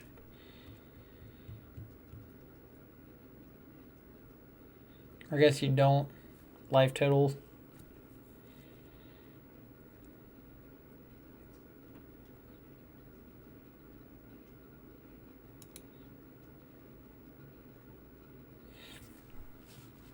I think I'm going for Bomat here. Just like try to draw the bolt.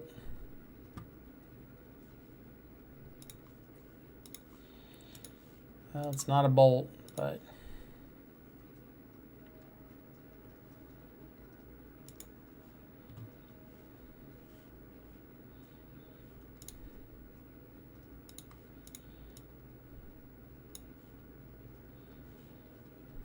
also not a bolt.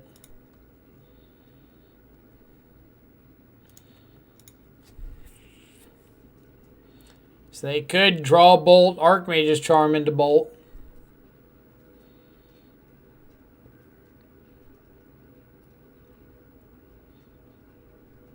Or like bolt Snapcaster.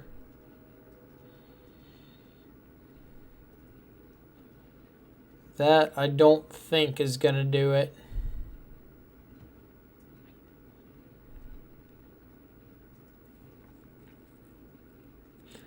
Connor Man, how's it going? Yeah, I've always told people I'm not a huge fan of Rakdos Shadow, but with all the updates to the list, like adding Blood Moon to the board, Night's Whisper, Inquisition in the main, I feel like I need to get an updated understanding of it. So even if I don't quite love it, I can at least have some appreciation of it.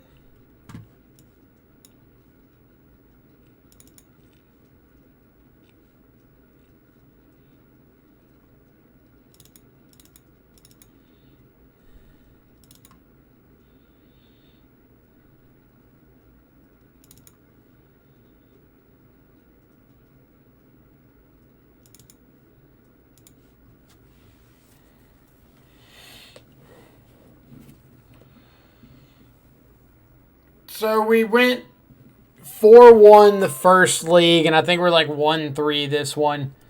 The one loss the first league was to Charbelcher.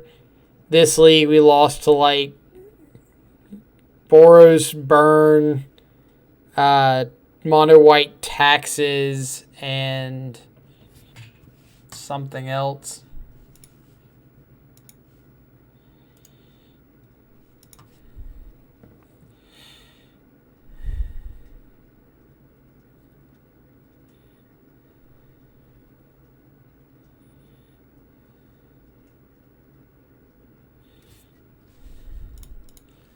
Alright, what do we want to bet? They respond to me casting the Bomat Courier by activating Relic. Or they might do it in response to me searching for a land.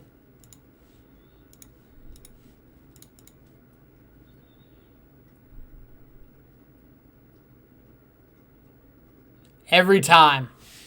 Every time. Freed, where you at? Every time. It's got to be like an MTGO thing, right? Like, oh yeah, I'm just activating this now so I can F6 through the rest of the turn. It's got to be what it is.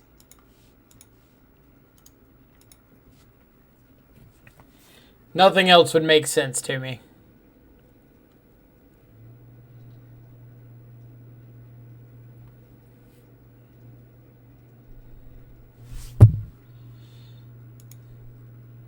Did opponent keep a one-lander? Response to the bobble trigger. Activate Relic. Ah. Gotta cast it. Gotta get the thing.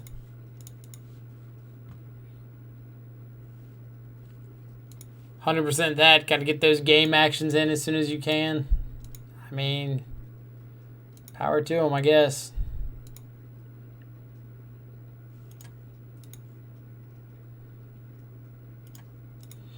Nice remand opponent.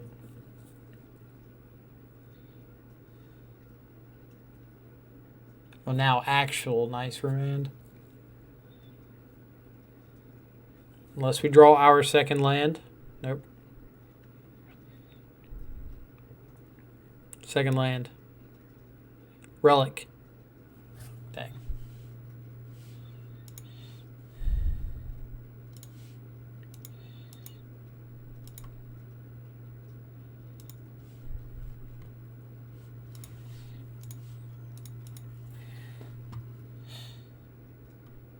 Relic. Yeah. That one.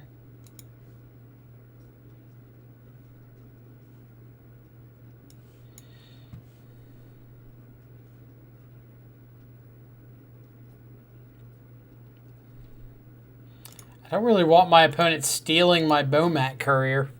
They can kill it. They can't take it.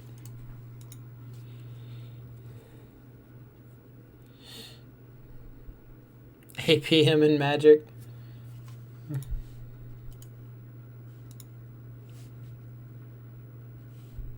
Haha.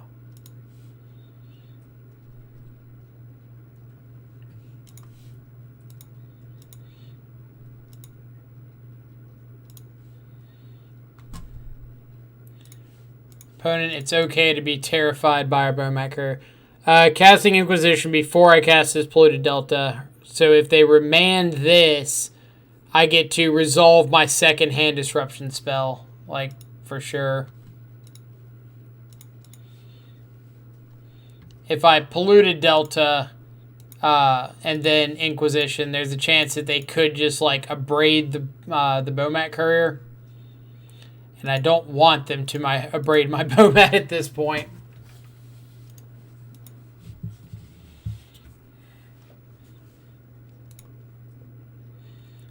So they've got Spell Snare, Mana Leak, Kiki Jiki, Unknown. And they are not letting us forget that they have got a Relic.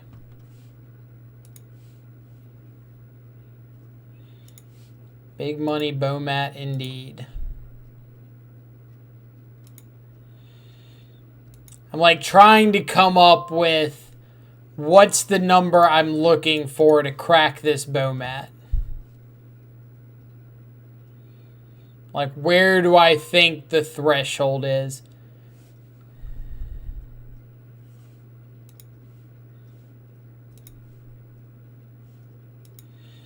And I think it's like, if my opponent goes to kill my Bomat now, I'm probably cracking it.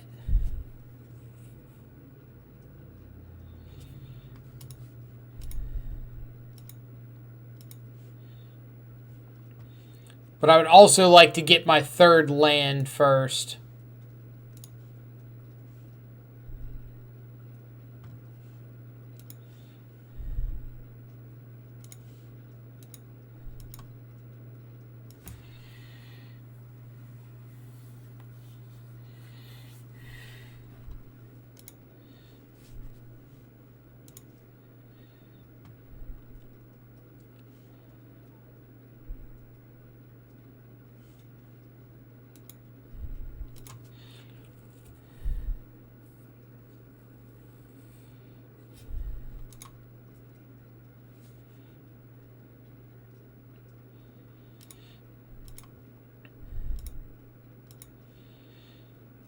Oh man, this little Bomat's going places.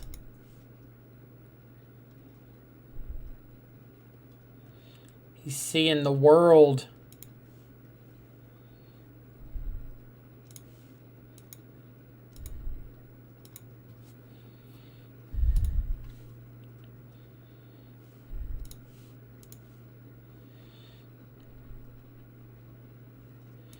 And, like, eventually my opponent's going to need to crack this relic just to, like, draw relevant things, right? They scried Temple to the bottom. Alright. Now we're feeling pretty good about this Bomat.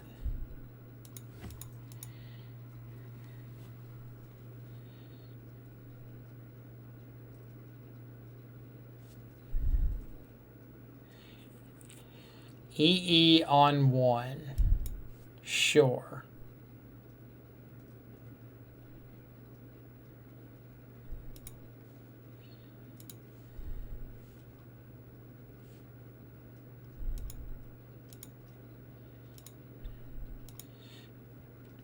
Opponent is very clearly terrified of our Bomat Courier and the power which resides within it.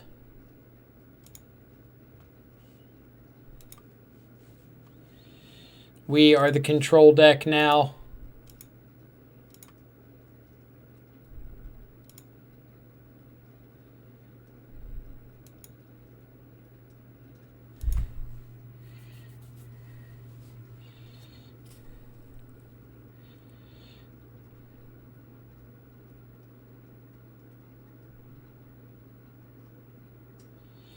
Are they doing it now?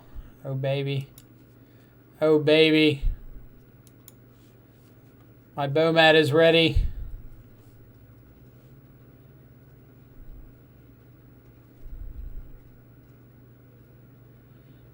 Nothing to cast beforehand, so we will pop our Bomat, discard this double Croxa.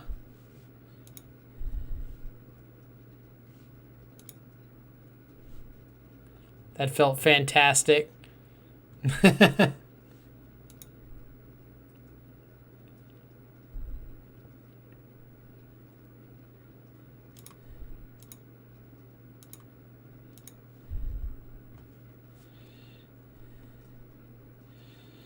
All right, let's go Swift Spear, Swift Spear.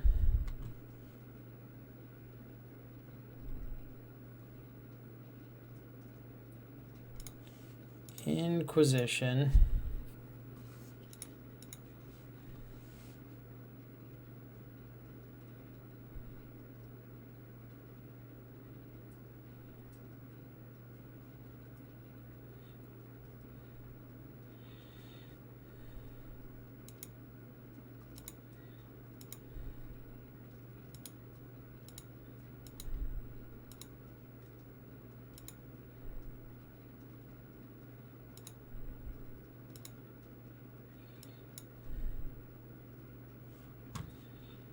Take a Spell Snare.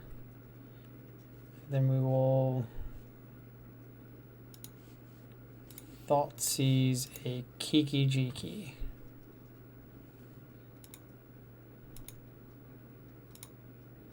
So that we don't die.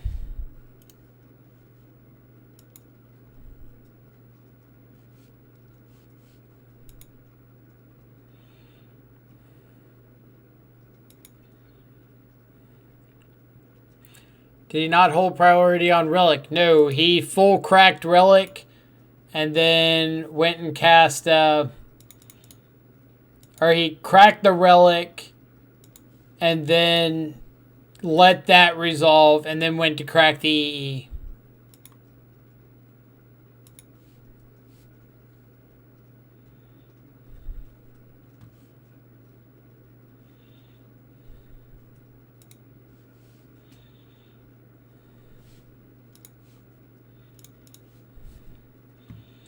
Alright, so opponent does have Spell Snare Cryptic Command, which is oddly effective against our Croxas in the yard here.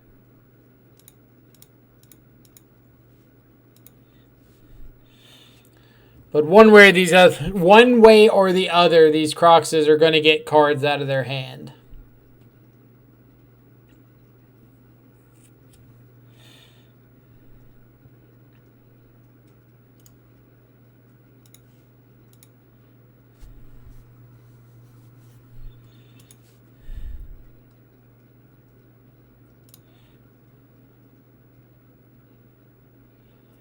There's a difference in skill in this matchup. I mean, yeah, opponent's running circles around me. Look at this Kiki Jiki they just top decked. Or that. See, I'm dead.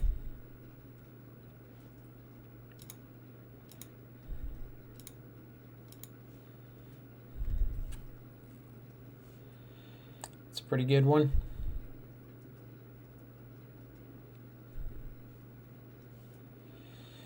Two cards in hand. We know one is a spell snare.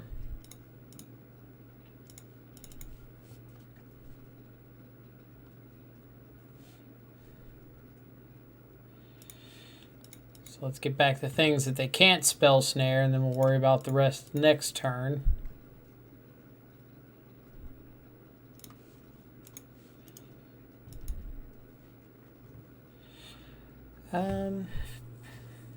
Yeah.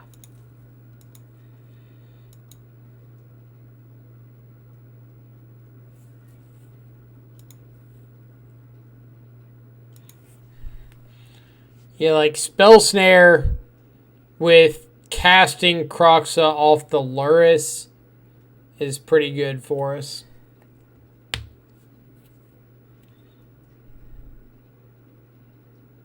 They just draw the Kiki? Oh, that's not Kiki. Not even gonna lie, I have no idea what that does. I think it kills Luris. Yeah. I guess that being the important part.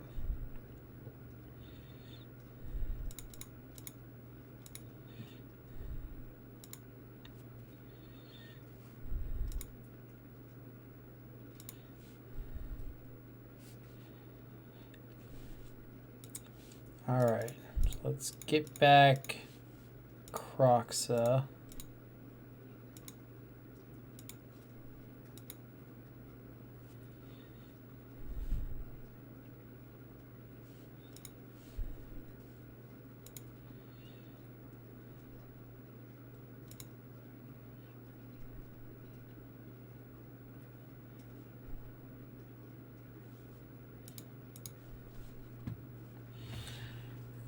What am I doing?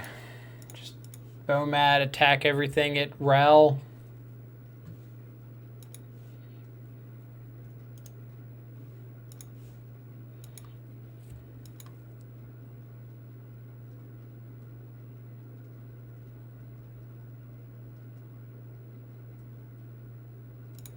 They do kill us with a lightning bolt, but I can ditch whichever Bomat courier they block.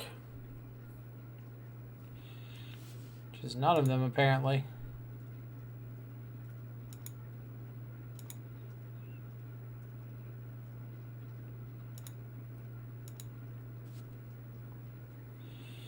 So we're dead to lightning bolt.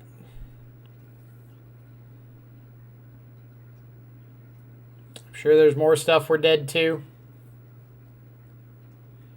Dead to Kiki Jiki.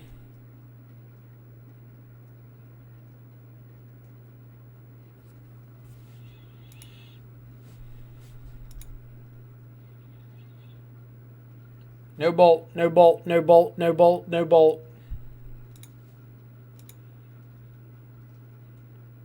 God, they drew the bolt.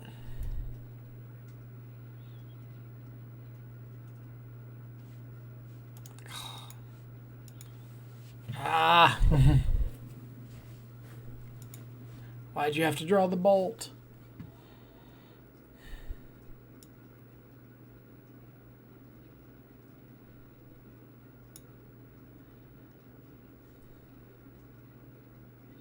How good is Blood Moon here?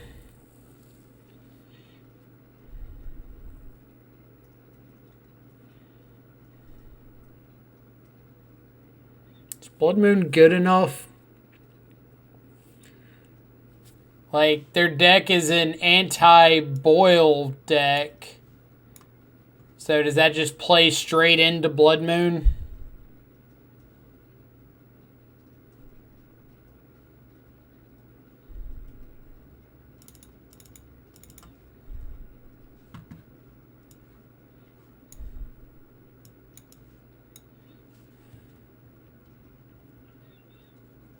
Freed said it is good against the deck. All right, then.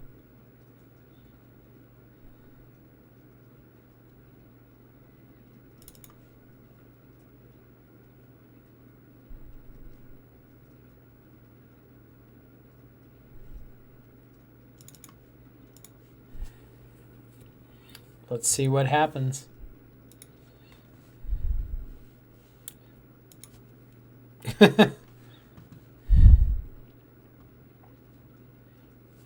Shuts off Krypton Charms. And works for me. Works for me. Yeah, we lead on this Blood Crypt, obviously, to take the suspicion off of ourselves.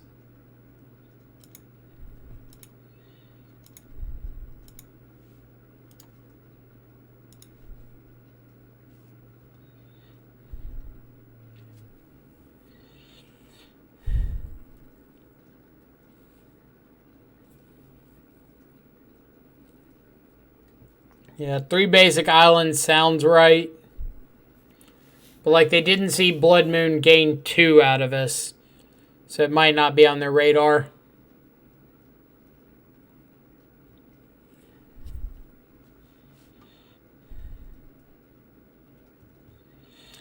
I think we go Swift Spear, fetch basic Swamp Thoughtseize here. Because it gives us the chance of drawing our third, or drawing another fetch land for another basic swamp this turn.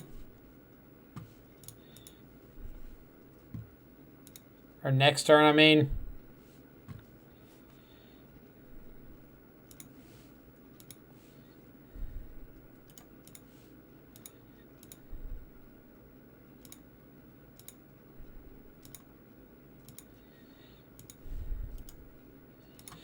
I didn't look to see how they scried. One top, one bottom.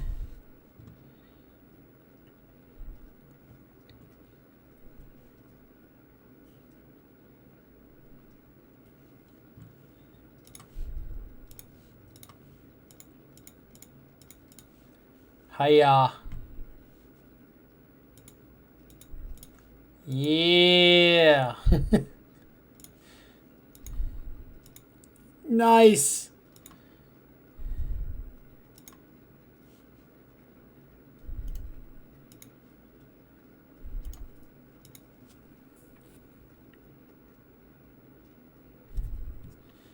Nice Archmage's Charms opponent.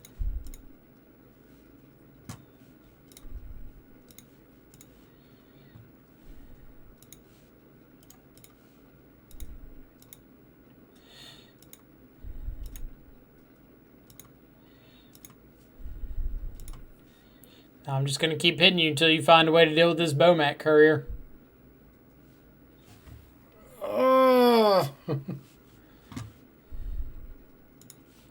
Alright, that was kind of fun, I'll admit.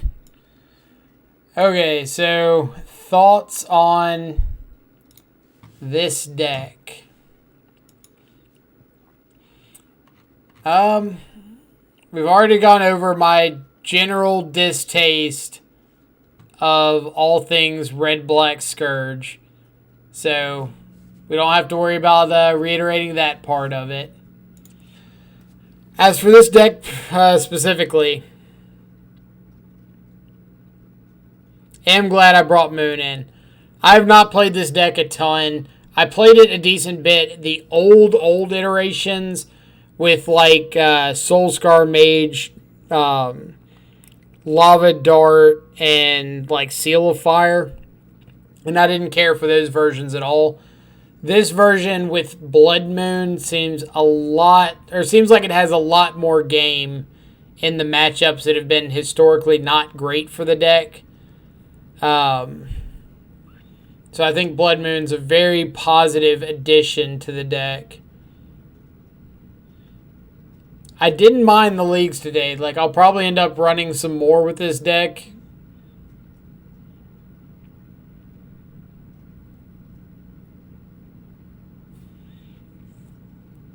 I had fourth push, -1 Dismember, no Inquisition.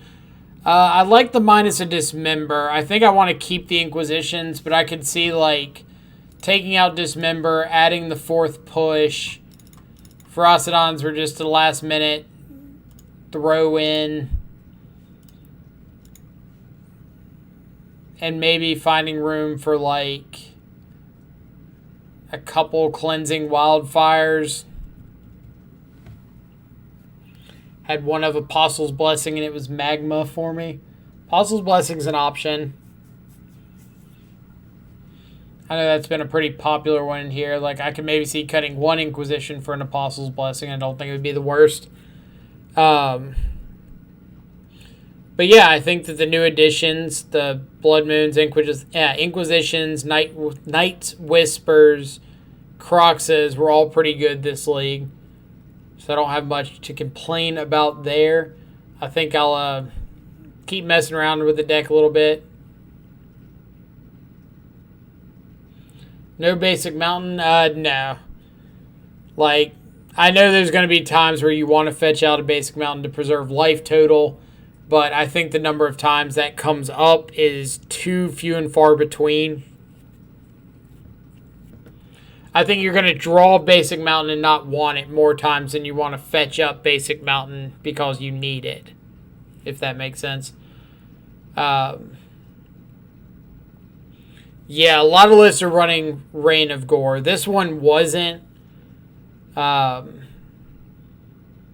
This one was running the Push and an Engrath's Rampage. I wasn't really a fan of Engrath's Rampage after game one. I guess Reign of Gore could be our replacement. But either way, I've got to go do some actual work because, oh joy. So I'm going to send everybody over to Wombo Combos playing some Mono White Hammer Time at the moment. If you stick around, feel free to share some love from the chat.